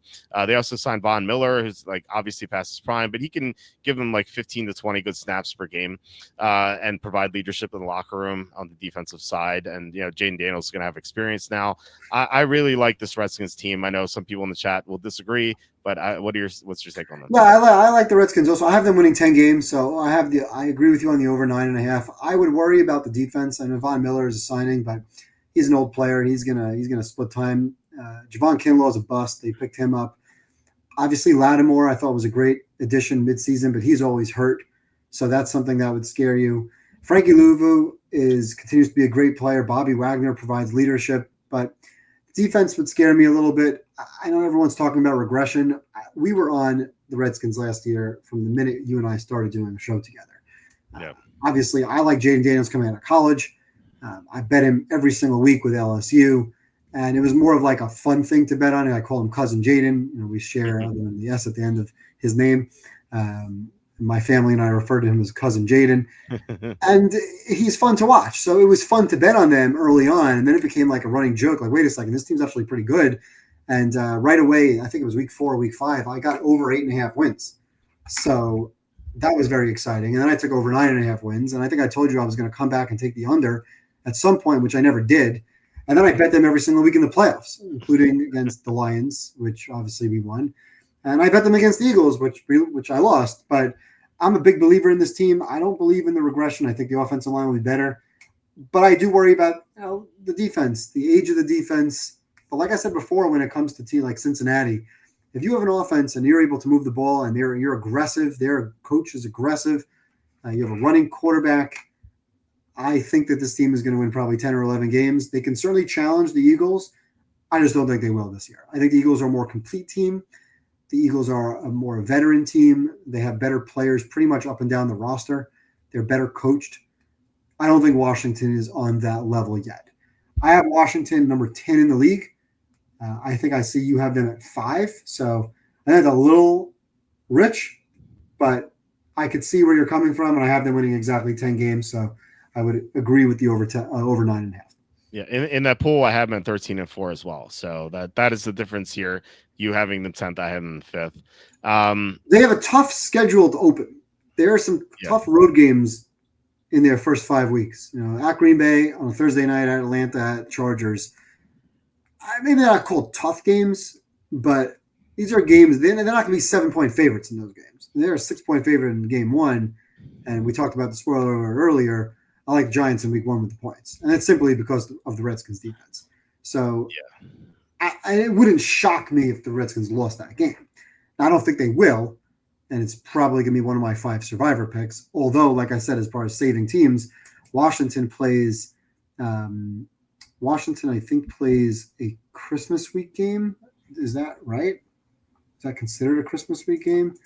I think I wrote that down. Maybe I'm wrong. Do they play Dallas on Christmas? I didn't look at that. I didn't. I'm not in this. I'm not look at Survivor, the end so of the I didn't schedule. really pay attention to that. Right, because I said before, as far as having options later in the season, Dallas at Washington Thursday, December 25th.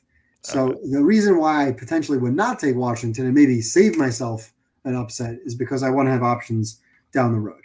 But outside of that, I think Washington's a very, very solid team. Jaden Daniels, second year, I think they continue to improve. 4th down, they were unbelievable. Were they 89% last year on 4th downs, which is probably going to fall back to the mean. But when you have a running quarterback like Jaden Daniels, those numbers are you have a better chance of converting those 4th and shorts with your legs. So I like this team a lot. Not rushing to bet it. I didn't bet it because I think they're right around 10. So 9.5. I agree with you, but haven't rushed to bet it. So you call Jaden Daniels' cousin Jaden. Does that apply to like crappy players? Like, what about Chase Daniel? Is he ever cousin Chase? Nope. Just had to Cousin ask. Chase was never a thing. He's like eighth like degenerate cousin, like in the Right. Hillbillies. Yeah, you don't want to talk about him. Exactly. Who's older, Von Miller or Bobby Wagner? Ambassador Von Miller is 36. Bobby Wagner is 35. I was gonna say I didn't know. They're probably around the same. Yeah, they're 15 months apart, I think. Okay, so you ran out of teams, right? You have I don't have. Well, I did bet one more team, which I never bet because I'm a fan of the team, and I'm not biased towards picking on or against the Niners. You'll see throughout the season from a contest perspective, I'm usually pretty good picking on or against the Niners. I bet over 10.5, and this is strictly. And you and I said this before we went on air. I've never seen an easier schedule ever. I've been doing this for a long time. The only team that comes close is a few years ago, the Eagles schedule. I looked at it, I'm like, wait a second, this schedule doesn't make any sense at all. The Niners don't have any really hard elite games. Last year they played at Kansas City, they played at Green Bay, they played at Buffalo, quote unquote elite level games. This year their hardest game is at Houston. Now you already talked about how you don't like Houston. I do. I have Houston ranked number 7th. Again, product of the defense. That's the hardest game the Niners are going to play. Obviously, they play the Rams twice, and those are also tough games. The only other game the Niners are dogs in, they're a 1.5-point dog in Tampa. That's the hardest. That's the third hardest game on the schedule is Tampa. I mean, this team plays New Orleans, Jacksonville, the Giants, Carolina, Cleveland, Tennessee, the Colts, the Bears, the Seahawks, who I don't think are that good.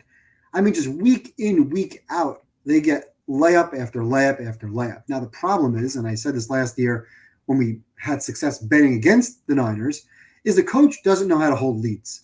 When they have a lead, they punt. They don't have their foot on the gas ever. When they're in field goal range, they kick. Big game, bad game, good team, bad team. They don't know how to hold leads. And they'll find themselves in these games against mediocre to bad teams with a 7 to 14-point lead that will all of a sudden become close in the fourth quarter, when teams will get tight. Now, the only way this team doesn't win 11 games is if Purdy and or Trent Williams or McCaffrey don't play. If those three players play, they're fine. Even if Fred Warner gets hurt, and he's probably the best defensive, in my mind, the best defensive player in the league, based on what he's able to do. He's healthy this year. He played with a broken foot last year, or broken something. I think it was a broken foot or a sprained foot, something like that. He had an injury all season. He's unbelievable. And I think their defense, like the Eagles team a few years ago, or 2 years ago, when the Eagles got really good, it was Vic Fangio. He was the MVP of last year's season. He turned that defense around and turned them into an elite level defense. Robert Saleh is going to do the same thing. Now, I don't know that the Niners are an A+ defense, especially with some young players on the roster. They lost a couple of guys, as we mentioned, with Denver before, Hufanga and Greenlaw. And they have some rookies, Michael Williams on the line that they really like. They have some other second and third year players, Renaro Green at corner. They have Jair Brown at safety. So they have some young talent, but I love the fact that Saleh is back. So I think that defense will be just fine.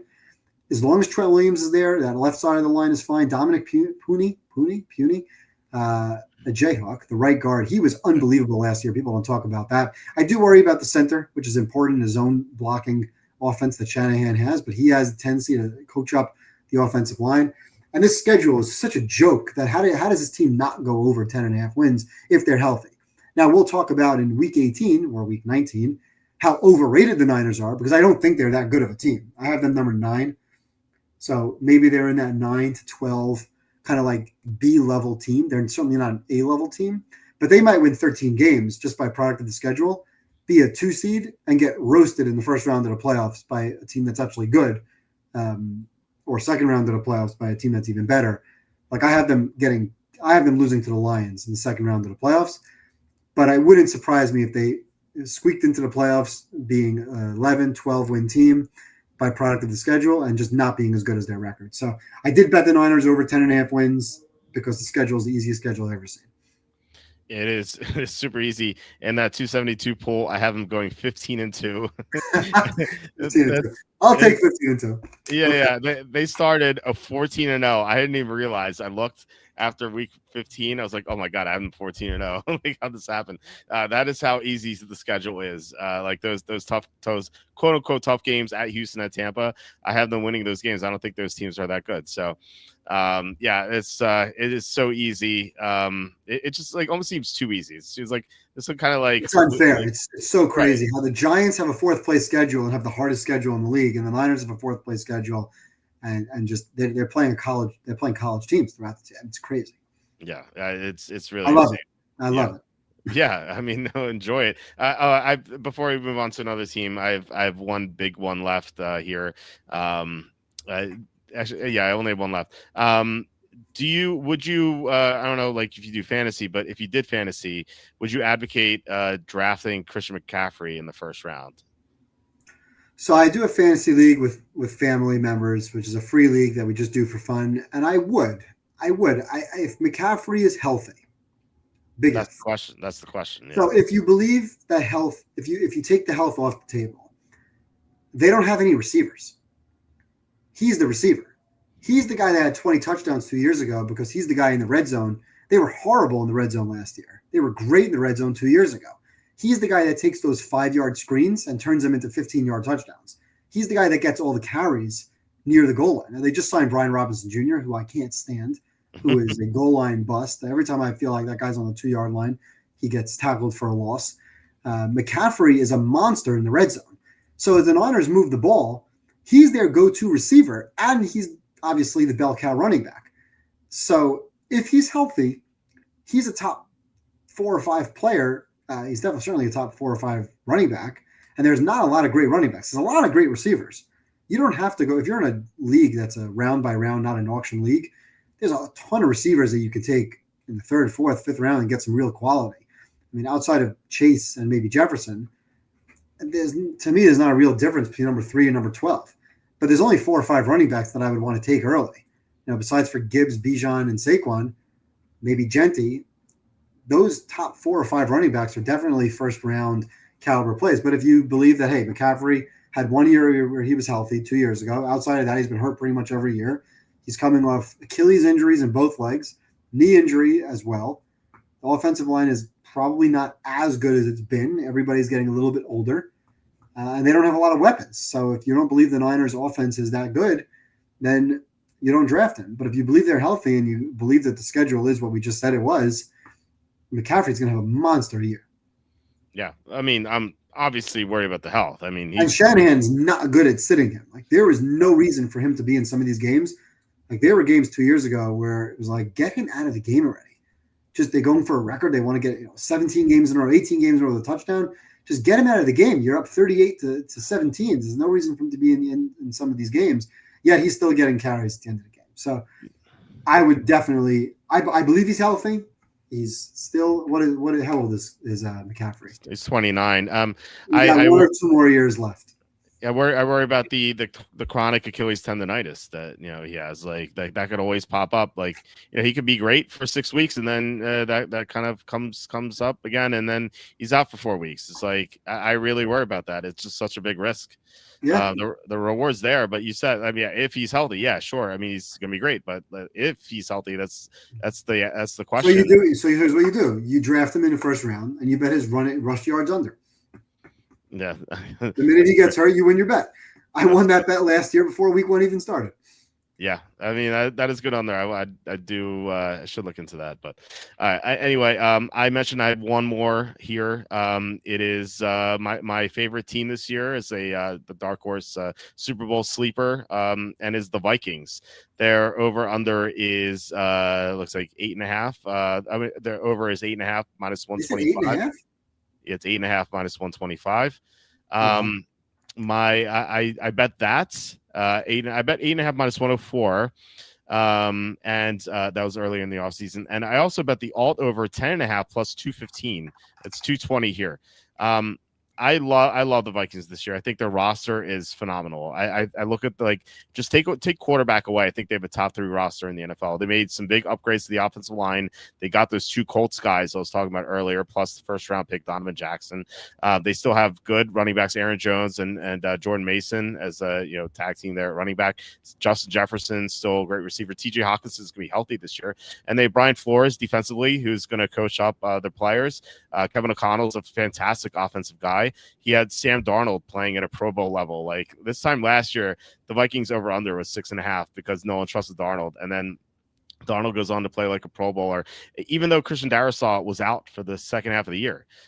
They get Darrisaw back healthy, and if everyone stays healthy on the offensive line, I think they have a great line. The question is JJ McCarthy, but we're talking about Kevin O'Connell, who's gotten Darnold to play well. He's gotten Joshua Dobbs to play well. He's gotten Nick Mullins to play well. He had Kirk Cousins playing his best football of his career. I think McCarthy's going to be at least fine. There's huge upside too. Like he was the 10th overall pick in a loaded draft. Like there is potential there. So I love this team. I have them winning the division. And so in that pool, where do I have them? I have them at 14-3. So that'll win easily. I'm very bullish on the Vikings. What do you think about them? I have them winning 9 games. Okay. And I have them as number 11 in the league. I think I see you have them at number 7. Yeah. And the reason I have them at 9 wins is because I have them with the 5th hardest schedule. So as I look through the card now, I have them 9. I have 9 toughest. 9th toughest. Okay, so I have them with a hard schedule. I'm not as big of a believer in JJ McCarthy as you are. I need to see it before I believe it. I wasn't a believer of him in college. I do agree with everything you said about coaching, though, because you're right. Darnold was made to look like an all-pro last year. He's done a great job with these various quarterbacks. So even if McCarthy in a perfect world is just an average caliber quarterback, O'Connell will make him better. O'Connell will make him better. So if that's the case and their roster is stacked, I mean, I gave them an A for defense. I don't know if it was one of the top defenses, but certainly in maybe like the number 5 to 8 range. So certainly top 10 in the league. But I have their offense as a B+. And I just need to see McCarthy be as good as what Darnold was last year. Because let's be fair, Darnold last year played like an all-pro. Other than the couple of games at the end of the season when he couldn't, he was seeing ghosts again and took, 9 sacks in one of those games? Yeah. Outside of those last couple of games of the season, he was unbelievable. So if McCarthy plays on a Pro Bowl level, this team could win 10, 11 games, sure. But if he's just an average quarterback, he's got to win games in the fourth quarter. And when I look at that schedule, I mean, I don't want to go through week 1. We'll talk about that on Thursday. But, right off the bat, these are not layups the first 4 weeks of the season. At Chicago, Atlanta, Cincinnati, and not at Pitt, but it's an international game, neutral field against Pittsburgh. That's a great defense. So he's going up against 4 teams where, they're not going to be favored by more than 3. Are they favored by more than 3 against Atlanta? I'm just looking at my Westgate handy schedule again. They're favored by 4.5 against Atlanta. I'm just curious to see what their line is now. They're favored by 1 against Cincinnati in week 3. They're favored by 1 in Ireland against Pittsburgh. So these are basically pick-em prices. Yeah. So if you think that they're significantly better than those teams, and I have them better than all those teams except for Cincinnati, then I have them better than Cincinnati. I have them better than all 5 of those teams. I don't have them going 5-0. So I think that's going to be an interesting start to the season with J.J. McCarthy, and we'll see how good he is. And then coming out of the bye, Philly, at Chargers, at Detroit, Baltimore, Chicago again, at Green Bay, back-to-back road at Seattle, Washington. That's a tough stretch of games for a rookie quarterback. So for any quarterback, but especially for a rookie quarterback. So I'm not ready to anoint them division winners. I have Green Bay and the Lions ahead of them. But I have them as a good team. I have them number 11. I have them with 9 wins. 8.5, I didn't see that until now. Because in my pool, they're at 9.5, and I took the under. And in my site where I'm betting a lot of these lines, it's also 9.5, and I just laid off. Maybe I take under 9.5 and over 8.5, and maybe juice it a little bit more towards the over. Because I don't think they're under 8.5. I have them winning 9-10. So I think over 8.5 is a great bet. So maybe what I'll do is play like a double bet on over 8.5 and a little bit back on the under 9.5 as a hedge. But I like your over 8.5. I think that's a good play. Is it, you said in your pool that's the Westgate? The Westgate has a wins pool where I know. Did I guess I didn't tell you that I was not allowed to enter it. Why? Because they I came too early and they didn't have their lines yet, and they were gonna. Oh yeah, it opened last week. Well, they were gonna. I've never seen Andy, who is gonna be again. He's gonna be on the show tomorrow. I've never seen Andy so angry at someone. He's just like the most mild mannered like guy ever. I'm sure you would agree. He was like furious. I've never seen him so angry. Like he looked like he was gonna. Yeah, he looked like he's gonna like lift up the desk and like throw it at the Westgate. Like they were gonna take my money. Real quick before we get to the Cowboys Eagles, they were gonna take my money, the $200 for the entry, and they said Andy could not proxy enter. They said that because I don't know. So and first of all, that's not true because all he has to do, it's not about proxy enter. He just has to have your card because you just go to the kiosk, you swipe your card and make the picks, which is what he's done for me the last couple of years. I did it myself because I was there a week ago, so I'm like, whatever. I don't need to. As a matter of fact, the Micah Parsons trade came out, and I was going. That was on Thursday, and I went on Friday to make my picks. So I may have actually gone Green Bay under, but with the Parsons trade, I'm Green Bay over 9.5. So, but that line's not available anymore anyway. So I don't really want. We don't need to talk about that. But the 9.5 is a stale line from a contest perspective. So a day later, I'm like, oh, this is great. Now you got a stale line. Everybody who may have taken this, may have taken Dallas over, and Green Bay under. Speaking of Dallas under, I actually played Dallas under. That is one more game that I played. I forgot to write it down. But I did play Dallas under 7.5. Oh, what is that line now? It's I haven't looked at it since the trade. They are now under 7.5. I got the 7.5 at -10. This is not that bad considering, like, you had 25. What was your reaction when you saw that trade? I thought it was fake. And then it's like, wait a second, it's a verified account. It didn't make any sense to me. Well, first of all, I got it. How I found out about it is from a guest we have on, Butters, who's a big Packer fan, and he texted me. He said, "I can't believe they traded Parsons for Kenny Clark," and I'm like, "That's it." like he didn't say the 2 first-round picks, so I thought that was funny. And then I looked and it said, okay, 2 first-round picks and Kenny Clark. I'm like, okay, that makes more sense, but it's still not enough. And then you hear Jerry Jones in the press conference call Parsons Michael Parsons. He did that multiple times, and his son had to actually correct him.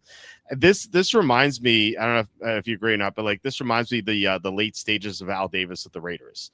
How they were a very respectable franchise in the 70s and 80s. They won multiple Super Bowls with Al Davis. But then when it came to the end, when he drafted Jamarcus Russell over Calvin Johnson, and he said he had the press conference where he went, Jamarcus Russell is a great player, and like that's like all he said in the press conference. And like what is going on here? I would always like joke that there were like gargoyles and mummies like running the front office there because he was so old. That is what this Cowboys regime feels like now with Jerry Jones. Like, yeah, they were a great respectable franchise in the 90s, 3 Super Bowls, and they've had some struggles since, but like, even with like Tony Romo, they would always go into the playoffs. Dak Prescott's early years, they'd always go to the playoffs. Like now this feels like a joke. This feels like an 83-year-old losing his mind is running the team.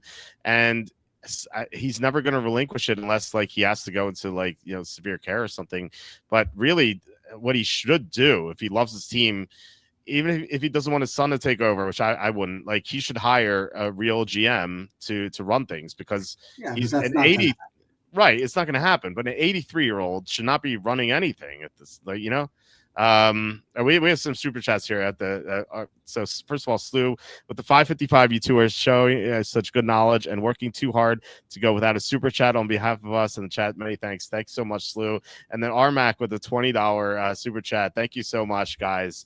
Really appreciate it. Armac drafted with us in fantasy drafts, so I reviewed that on the channel a couple days ago, as I said before. But guys, Armac, Slew, thank you so much. You guys are the best. Thank you. Just really appreciate it.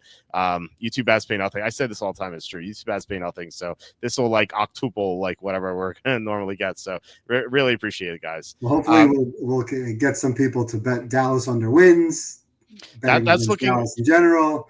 Okay, so And you there's always money to be made when Dallas is on the table. that's true. So you bet under 7.5 -110. Would you Yes. if you hadn't bet it? Would you bet Yes. under Yes. -135? You would, yeah. Yes, I Okay. would. I would. I think this is. I had them as an 8-win team.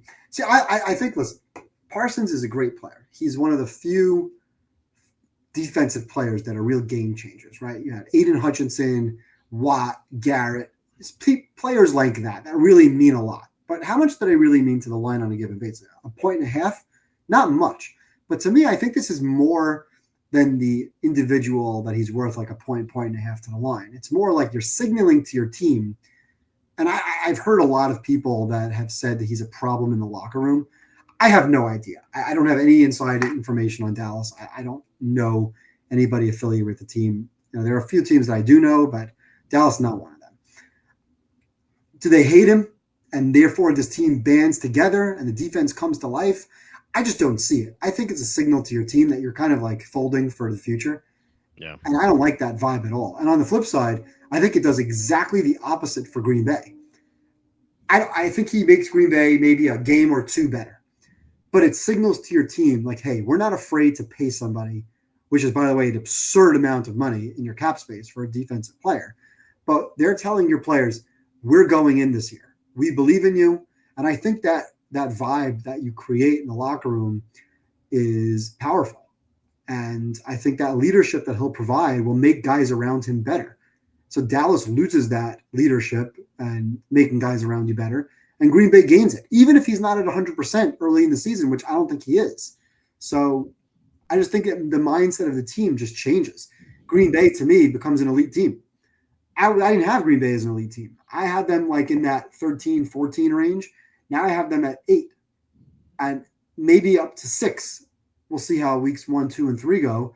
I don't like to adjust so much. I don't think they're better than – I still have the Lions ahead of them, which we'll talk about on Thursday.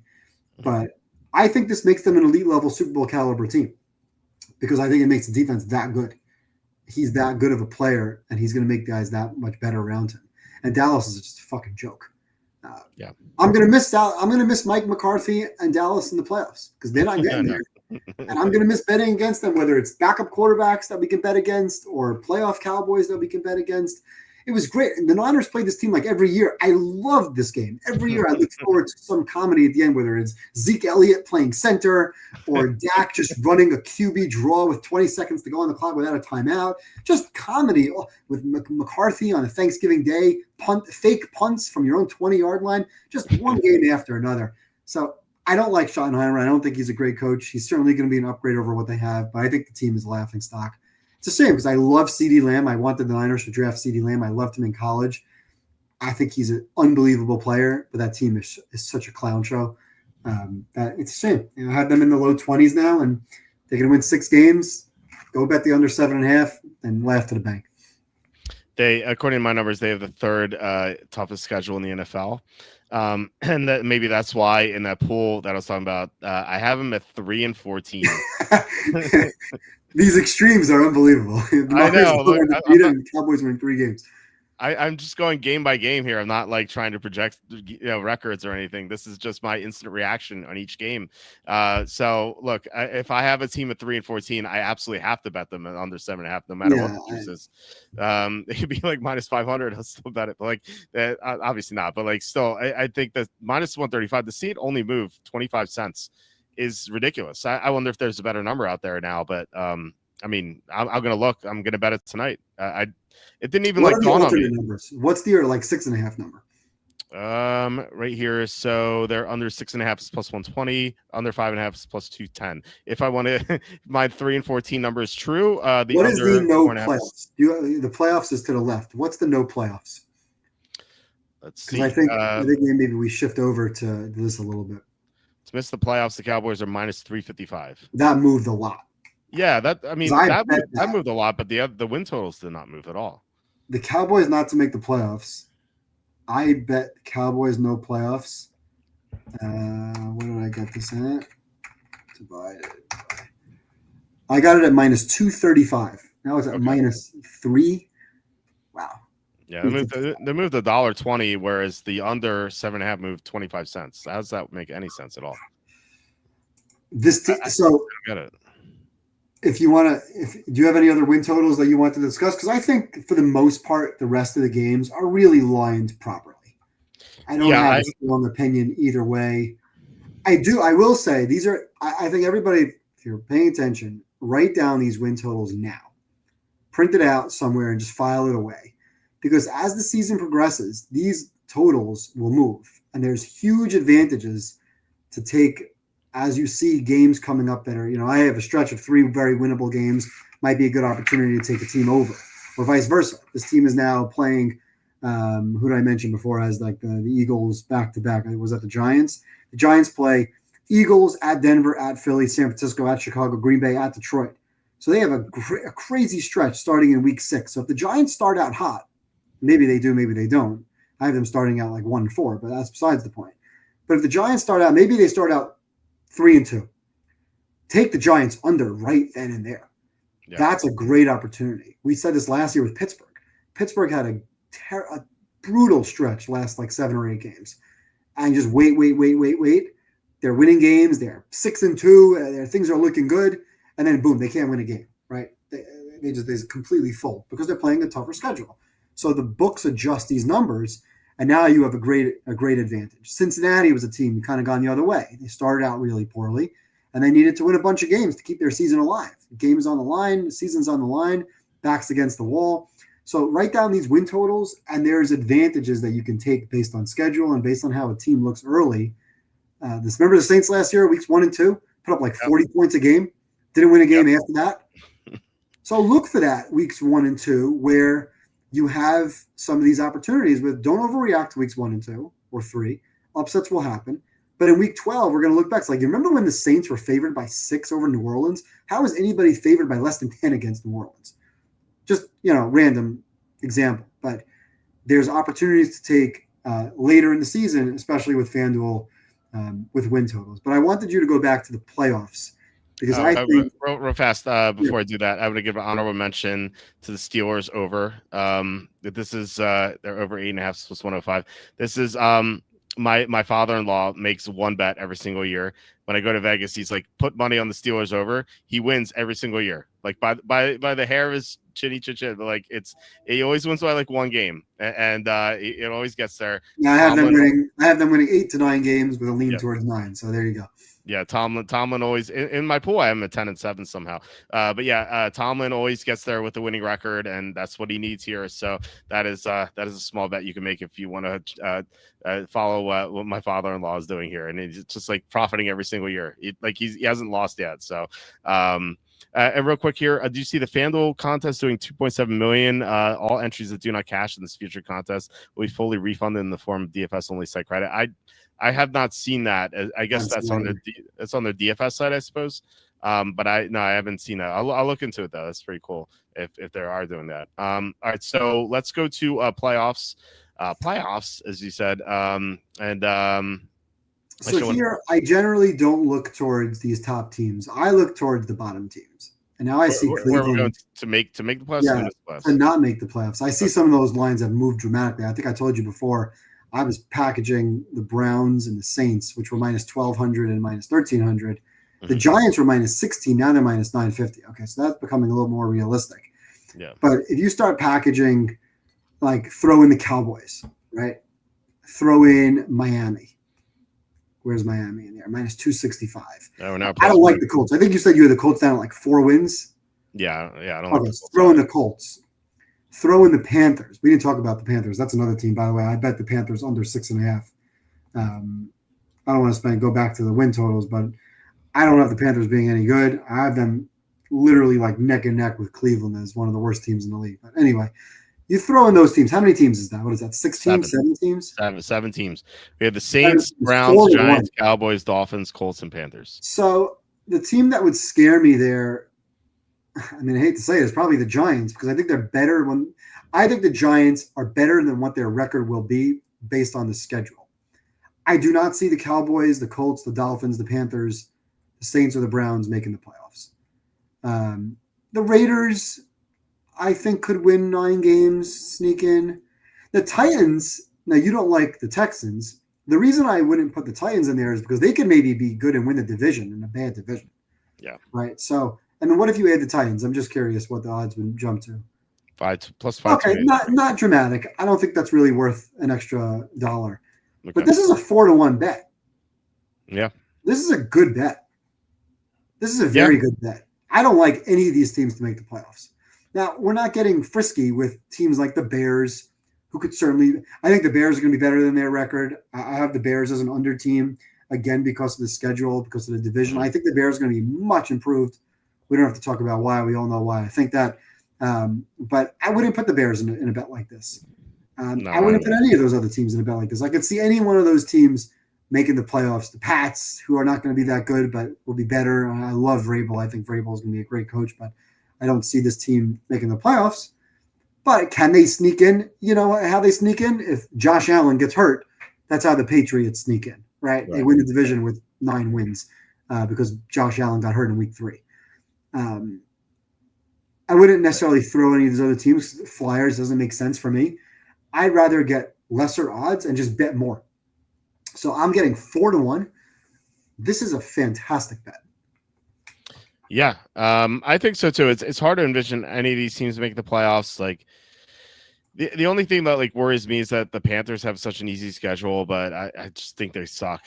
So the Panthers get into the playoffs not as a wild card. They can win the division if something happens to the Bucs or Falcons. You know, they can kind of squeeze their way in over there. By the way, if you're loading up on some of these accounts, because I told you I kicked off FanDuel in May, so I started a new FanDuel account under my wife's name, and they gave a bonus here in New York where you can deposit. They were giving a 25% bonus. Oh, they do that like every month. I take advantage of it all the time. Okay, great. Yeah. So I put in $2,000 and I got the maximum $500 bonus. And I immediately put that $500 on like a 10-game no playoff parlay that pays about $5,000. Nice. Why not? So I included a bunch of teams in there that like Tennessee that could very well screw that bet, but that bet was a $0 risk. And anytime you get those bonus bets, you're crazy not to use them on long shots. You have to use them on 5-1, 7-1, 10-1. Don't be dumb and throw away with it. 50-1s, but take the 10-1, 15, 20-1s. Like you've done this last year. I think you got a bunch of bonus bets throughout the season. You started loading up on various teams to win the Super Bowl with bonus bets that you can hedge off of. So it's free money. It's free equity. And sometimes you can hedge away into like cashing 2 ways. So I think these are great ways to win some money. But like I said, I am overloaded on New Orleans and Cleveland. And if either one of those 2 teams somehow pulls a Vikings or Redskins from last year and makes the playoffs, it's going to be a rough season for me. Yeah, that'll surprise everyone though. Like, what if Rattler turns into this all-pro quarterback? That'll never happen. But you're totally right about these bonus bets and no sweat bets that they have. I've been keeping track of this. So I don't know if Andy told you his strategy with exactas, or if I told you Andy's strategy with exactas. But what he basically does is he takes 3 teams from the AFC and 3 teams from the NFC, his 3 favorite teams from each conference, and then he bets the exactas on every single permutation. And so I've done that strictly with just bonus bets and no sweat bets. Since April, I've accrued $3,035 in no sweat or bonus bets, and I spread them all out on exactas. These pay for anywhere between 35-1 and 200-1. The 200-1 is Vikings over Ravens. And so that's all I did. This is for Super Bowl? Yes. To play each other in the Super Bowl. Yes, I can actually. Let me not to win the Super Bowl, just to win the AFC NFC. No, this exactas. So let me share the let me stop screen. Let me show you the Excel I have here before I move on. So here we go. Should be seen here. So let me enlarge this. And yeah, these are so like you have winner loser, Bills over Niners, you have Bills over Eagles, Bills over Rams. And so these are the odds, like 90-1, 68-1, 70-1. The yellow one is just what I haven't completed yet. So it's Chiefs over Niners. I just ran out of permutations. So the Chiefs over Eagles, Eagles over Ravens, How Eagles over much are you Bills. laying on these exactas? Right here, the amount. So it's with the Eagles ones, it's $200. With everything else, is 100. The Eagles 200 because, well, first of all, they're the best team. Second, because their odds aren't that great. So how much have you laid in total on this? $3,035. $3,035. And do you have a column that shows your payouts? You don't have that. No, you could just multiply. I know. I mean, obviously, but yeah. Just send a quick column of equals. Like where are your real payouts? By the way, I just took that no playoffs parlay. Oh, nice. Yeah, I figured. What the hell? Yeah, that's awesome. How would this go? It equals C2 times D2 divided by, what is that, 100? Is that the right? Yeah, right.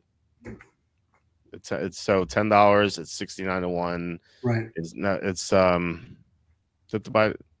Yeah, no, you're good. Yeah, we're good. Yeah. Okay. So let's see that. So so here's my question, right? Because you're laying $3,000 on this endeavor for free. Yeah, $3,000 for free. Oh, for free. Yeah, I haven't spent a single dollar on this. Oh, interesting. Okay. Yeah, all free, all bonus bets, all no sweat bets. Got it. Yeah. So the what's the biggest payout? Let's see. Sort by largest. Chiefs over Vikings. The $100 is $12,000. And so on. But these aren't complete bets. Like, yeah, this is like Vikings over. Only have $45 here, but there's more to it. It's just like, let me Control Z. So what was that? Vikings over Ravens, I think it was. So yeah, 45 here by 10 here, 45 here. It just that like at different points during the summer, I had bonus bets at different sports books. So DK bet MGM, then ESPN bet. So FanDuel, funny enough, they don't have an exacta. What you have to do is you have to parlay the Super Bowl winner with stage of elimination losing the Super Bowl. I don't know why they don't have exactas, but you have to do that. So that's what I did. Yeah, so $3,035 all for free. I haven't bet a single dime on this. I do want to get the Packers in there. It's kind of scary that I don't have Packers, so I might actually risk real money here with the time running out. Well, I would advocate for you risking real money on some of those no playoff teams. Package a couple of those different ways. You know, if there's one or two teams that you're kind of scared of, fine. Mm-hmm. But if you really are not a believer in teams like the Colts, the Cowboys, the Dolphins, the Panthers, there is money to be made. Yes. I agree. And by the way, if you see early in the season, like I got screwed last year with Minnesota. I made money on Minnesota last year. I lost a fortune in preseason bets on Minnesota. But I recognized by week 6, like, shit, this team is good. This defense is great. And you start betting on that team because they're so undervalued in the market. Remember, Vegas is not going to move the lines that much throughout the season, especially early in the season. So if you realize, I got Minnesota not to make the playoffs.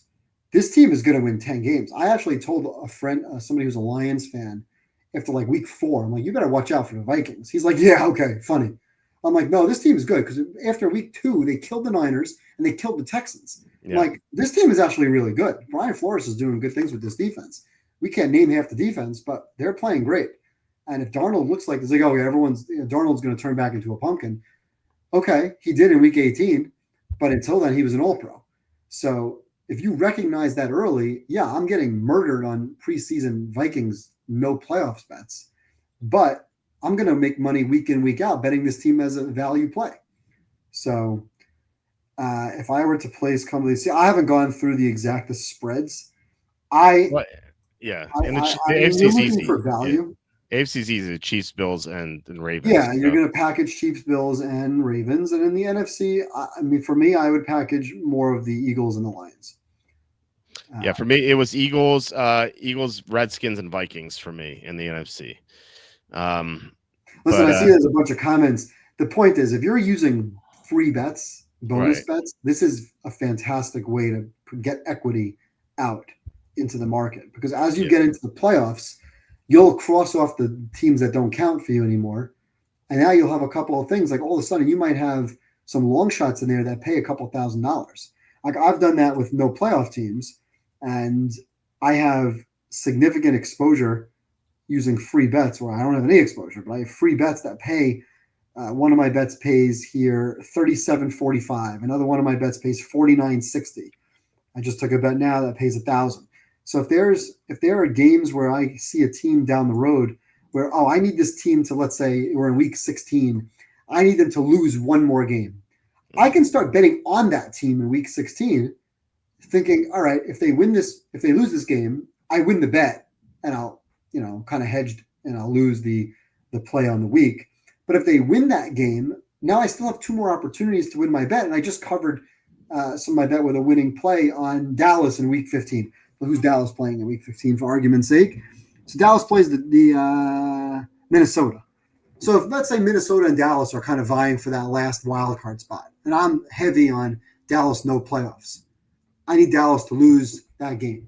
Now, if they win that game, I don't necessarily lose the bet, but I'll bet Dallas in that game, right? So, okay, if Dallas wins that game, I'll hedge off some of my money, and I'll go to the next game and hope that Dallas loses the next game when they play the Chargers or at Washington or at the Giants in week 18. So I haven't lost the bet yet, but I'm using the equity to continue building and playing a no-risk bankroll. And that's what I look for throughout the season with football, with basketball, with in-game, with games, with seasons, whatever. I'm looking to hedge my positions in a mitigated risk position that allows profitability with equity, if that makes sense. Right, so yeah. Having these free bets is a great way to do that. Yeah, for sure. But yeah, I mean, look, it's that I just like these dart throws, and Andy kind of sold me on this. He had when I interviewed him, when he was on before the Super Bowl last year, I was like, "Who do you have? Who do you have in the Super Bowl?" He's like, "Both teams." I'm like, "What do you mean?" He's like, "Well, I have the Eagles." Yeah, he's like, I have the Eagles to win at 95 to 1 and the Chiefs to win at 90 to 1. I'm like, how'd you do that? And then he explained his exactnness to me. Yeah, I have the same conversation with people every year. Like, who do you have in the Super Bowl? I said, I don't care. I really don't care. We did unbelievable in the Super Bowl this year. As you know, I was against you. I had Kansas City. And we cleaned up. We cleaned up on live props. We cleaned up on pregame props. We hit the game on the head. We said, what's the key to the game? Offensive line, protection. Whoever can't protect can't win. But in the first quarter, you knew the Chiefs couldn't protect. But you know what you also knew? You knew that Hurts was going to throw for a lot of yards, which we kept betting. And we also knew that Mahomes was going to throw for a lot of yards, which we kept betting. So there were just so many ways to just make money on in the season. That's not just, hey, who do you like this week? Who are your top 3 games? Like, I have no idea my top 3 games. I don't really have a top 3 games. Speaking of which, we're at 2 hours, and we want to talk about game 1 only. Yes. So, real fast, we had this question. Ridley against the Broncos, Golden against the Lions. I would go with playing, by the way. Yeah, he's questionable, and he's going to have to go against Surtain. So I would go with Golden. I would go with a rookie quarterback. Yeah, exactly. All right, let's get to Cowboys and Eagles. This line was, it was 6.5 before the trade. Then it was 7.5. I saw 7 at the Heritage. I'm kicking myself. I saw 7 at the Heritage on like Sunday night, I want to say, or maybe Saturday night. And I was like, and I tried to access the account. It said it need my ID, and like, fine, I uploaded it, whatever. The next day, it was listed at 8. I was like, oh man, come on. So all the 7s are gone, and a lot of the 7.5s are gone. In fact, this 8.5 in a lot of books. So I have a decent sized play on this game. Do you have a strong lean one way or the other? I wouldn't say I have a strong lean, but I mean, you know where I'm going with this. There's no way I'm on Dallas in this game. Yeah. So I'm on the Eagles. I made the line with the Parsons news. I make the line 9.5. And the way I come up with that is I have the Eagles as number 1 in the league right now with a +8. I have Baltimore also with +8. I then have the Bills at +6.5. So I have a clear differentiation between Eagles, Ravens, and everybody else. And I have Dallas down at a -2. So I have them below average. I have them right there with the Raiders and Jacksonville, kind of in that. Listen, they're still going to move the ball.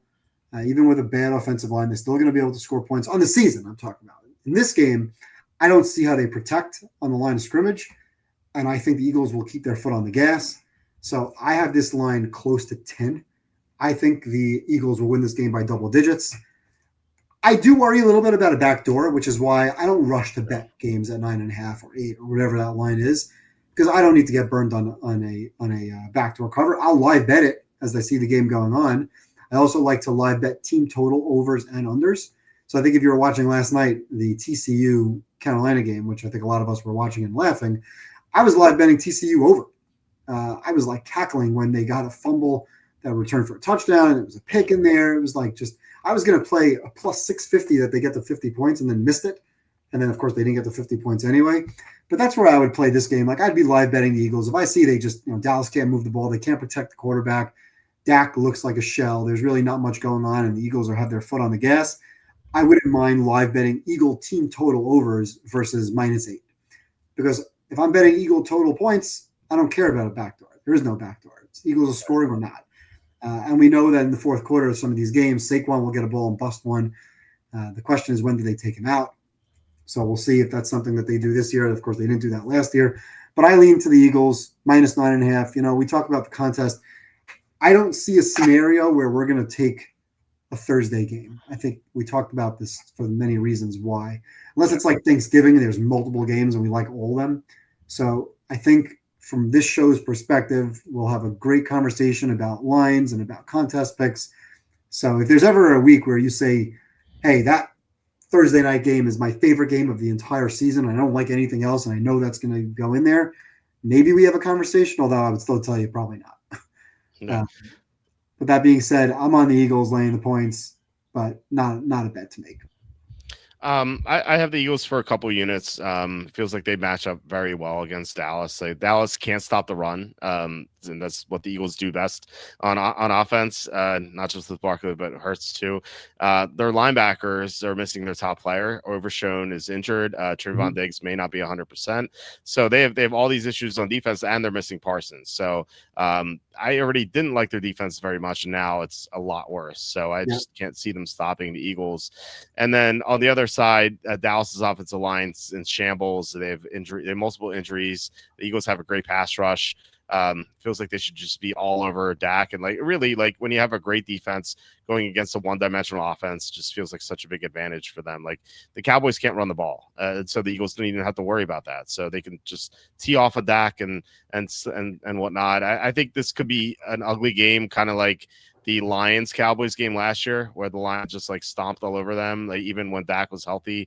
And we saw late in the year with the Cowboys, they couldn't beat good teams, like the Eagles.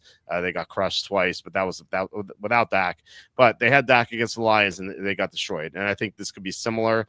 I am a little afraid, of the backdoor cover, like you said. The Eagles have the Chiefs next week. So if it's the fourth quarter and they're up 21, do they take out Hurts, and then the Cowboys get 2 touchdowns at the end to draw within 7, and then you get screwed? I can see that happening. So, maybe bet the first half line or what you suggested. The Eagles, I like the team totals, because I can envision this game being 31-16-ish. Yeah, a lot of long field goals. Aubrey, bunch of field goals in there. Touchdowns for the Eagles, because they, unlike the Niners, they'll go for fourth downs. They'll go for those touchdowns.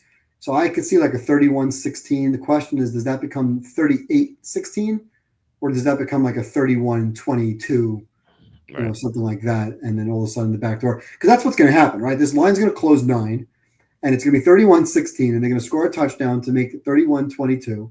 They'll be down by 9. The line's 8 or 9. Do they go for the extra point or to make it 8? Do they go for 2? I guess at that point they would go for 1 and make it an 8-point game. But, something will happen where the spread will be somewhere in the range of the Cowboys being within a score that can make it 8 to 9 points, because it'll be right in the middle of the stinking spread. If you got it at -7, you're good. If you're late -9, -9.5 at kickoff, you're screwed. And that's just how all these games play out. So I could see a 31-16. And does Dallas, are they able to get a late score and cover, or does the Eagles take over on downs at the 36-yard line, and Barkley breaks the 36-yard run, and final score 38-16, game over? So yeah, I kind of have that vision. And if the score is 31-16 with 6 minutes to go, we'll start the Thursday night podcast early so we can start watching from there. I did want to give people one more bet. We did this last year. I hit this like 4 times. FanDuel weekly specials. Any quarterback to throw for 450 yards. It's like 16-1. Bet it. Just bet it. If it hits once all year, you're good. Yep. It hit, what, twice for you last year? 4 times. It hit 4 times. 3 or 4 times it hit. Wow. That's amazing. 16-1. And by the way, I was able to hedge against it numerous times. Yeah, that's awesome. Because you can live bet. At some point, you could start live. Like Jameis Winston threw for 500 yards in one game. Kirk Cousins threw for 500 yards in one game. You can live bet against some of these picks. And it was like random guys that got there. And even the guys like that don't get there, but are close going into the fourth quarter. And you get a Burrow game where he's got – you said it before. Cincinnati might have the worst defense in the league, which means Burrow's throwing the ball a lot. So you're going to have games this season where Burrow's got 325 yards in the fourth quarter. Yeah, he's not at 450, but maybe the line is somewhere close to that, and you kind of hedge against it. There's money to be made. 16-1 is a crazy number. Yeah, that seems very doable. John says it's gonna be 51-3. I love that. Not even have to sweat the first game. That'd be nice. Which defense should I start? Niners versus Seahawks or Rams versus Texans? I would start Rams versus Texans because Houston's offensive line's in shambles, and the Rams have a great pass rush, so they should be able to get to Stroud a lot. Do you agree? I mean, you're the Niners fan. I don't know. I don't like one of my rationales for Seattle under. Which I didn't bet, but leaning under in my wins pool was I don't like Darnold behind a bad offensive line, and I don't think their offensive line's any good. Yeah. No. I like the run blocking, not so much pass protection. And if you really believe in the Kevin O'Connell magic, I don't know that McDonald has that same magic on the offensive side. Although they do have Kubiak. So yeah, well, there's no Justin Jefferson either, No Justin Jefferson. Jason's pretty good. Yeah, Jason's good, but he's like closer to Addison than Jefferson. Right. He's better than Addison, but not even close. A lot of dump offs to the running back there. Yeah, I love Charbonnet. Robbie Oots, by the way, love him as a blocking fullback for Charbonnet. Charbonnet, one of my sleeper picks this year because Walker gets hurt so easily. And then Chris says maybe Jerry isn't completely senile and knew something we didn't. He's talking about the Parsons knee, the epidural. For his back, so I don't know. Maybe both is true. Maybe Jerry is horrible right now, but he also knew about it. So I don't know. Still a terrible trade in my opinion. But so yeah, it looks like we're on the same side for the first game of the season. So take that as a good sign. I can't wait for Thursday night where we break down the other 15 games. Andy will be on tomorrow. We're going to do all 16 games. And then Tom on Friday instead of Saturday. Tom on Friday. We'll start a little later because it's the weekend. I think we're going to start at like 11 o'clock because I have to go through all the injury stuff. So that is basically our schedule. It's going to be well, I didn't explain it. So we had to shuffle. Everyone's shuffled around. It's funny. Everyone's shuffled around. So Tuesday, it's going to be Kenny. Kenny used to be on Wednesday. Kenny's going to be a Tuesday going forward because Andy can't do Tuesday, so he's going to do Wednesday instead. And it's actually better for Kenny on Tuesday because we can talk about waiver wire stuff for fantasy. So Tuesday, Kenny. Wednesday, Andy. Thursday's you. And then Evan, and then Friday is Tom. So that's our schedule. Plus, I'm going to do nightly shows like 10-minute clips and stuff like that. So you can check that out. So yeah, great episode here. We discovered that we can bet the Cowboys under. We discovered that we could bet these divisional or teams not to make the playoffs, that parlay, and some other good stuff as well. So yeah, I think we're off to a great start here. So can't wait for Thursday. Looking forward to a pick show. And the start of our contest, we were WalterFootball.com 3, right? 3, yeah. We were supposed to be the 86ers. The 86ers. Because we're our birthdays are both August 6th, which I was so amusing when we found out. We're like you're like, oh yeah, my birthday's August 6th. We're like, wait, my birthday's August 6th. So, what are you talking about? No, it's mine. right, exactly. That's so funny. It's so weird. But yeah, it worked out. I tried to get you to join me in Vegas on August 6th at the craps table. I thought we can go to the outdoor craps table at the Wynn Pool and just bet 8s and 6s all day. You should have come with me. It was a great trip. I almost missed my flight because there's a prop on the craps table, all tall, all small, make them all, which means you got to hit every single number at least once. before you roll the dreaded 7, and I hit that. And I told everybody at the table that it was my birthday, and they didn't believe me. But that was great. And my friend who I went with, and I'm going to let him know that because he's sleeping a long time, to start that roll, I rolled a 7, which is great. You win the pass line, but your futures bets all come off. He said, this is how you start. You roll a 7, your first roll. I'm like, nothing happened. He's like, well, I'm not joining you on the features. And I proceeded to hit, make them all. By the way, all the small and all tall, each of those are 30 to 1. If you make them all 150 to 1. So if you did come out to Vegas to celebrate our birthday at the Wynn European Pool craps table, 150 to 1 on the make them all for my birthday, for our birthday. But I'll have to convince you next year to go out in early August instead of late July. Maybe your wife would let you go for a couple of days to celebrate the yeah, right. It's never gonna happen. Anyway, we'll see. Maybe things will change. As the kids get older, I think I'll have more freedom again. But I brought all my kids with me this last trip. Well, my kids are 3.5 and 2. They would not do well in that heat and stuff. But my youngest is 7, and they all came out to Vegas, and they all got seats by the pool on Saturday morning, so they could watch the. My boys at least. My girls didn't care. They all my boys have seats by the bar, right on the outside of the bar. 7-year-old and a 16-year-old, so they can watch Texas, Ohio State. Nice, which is great. So yeah, I sit at the bar. They sit right behind me, and we're all good. I look forward to doing that with my son, but and maybe hopefully my daughter too. But right now my son, the closest thing that he's into that I am into, because it's all like Paw Patrol and stuff. But he always wants me to play Resident Evil, the remake that came out back in like 2005 or something with the good graphics. So he's like, Daddy, play the zombie game. And it's funny, like he's not afraid of the zombies. He's afraid of, like, in one room a bee comes out of the wall. He's like, bee, and he's not afraid of the zombies. So that's very funny. But anyway. Thanks, guys, for watching and commenting. Really appreciate it. Thanks so much to Slew for the $5.55 super chat, and thanks to Armac for the $20 super chat. You guys are so awesome. Just really keeps the show afloat. Just thank you so much. So, all right, we're gonna be back tomorrow night with Andy talking about all the games. So I will talk to you then.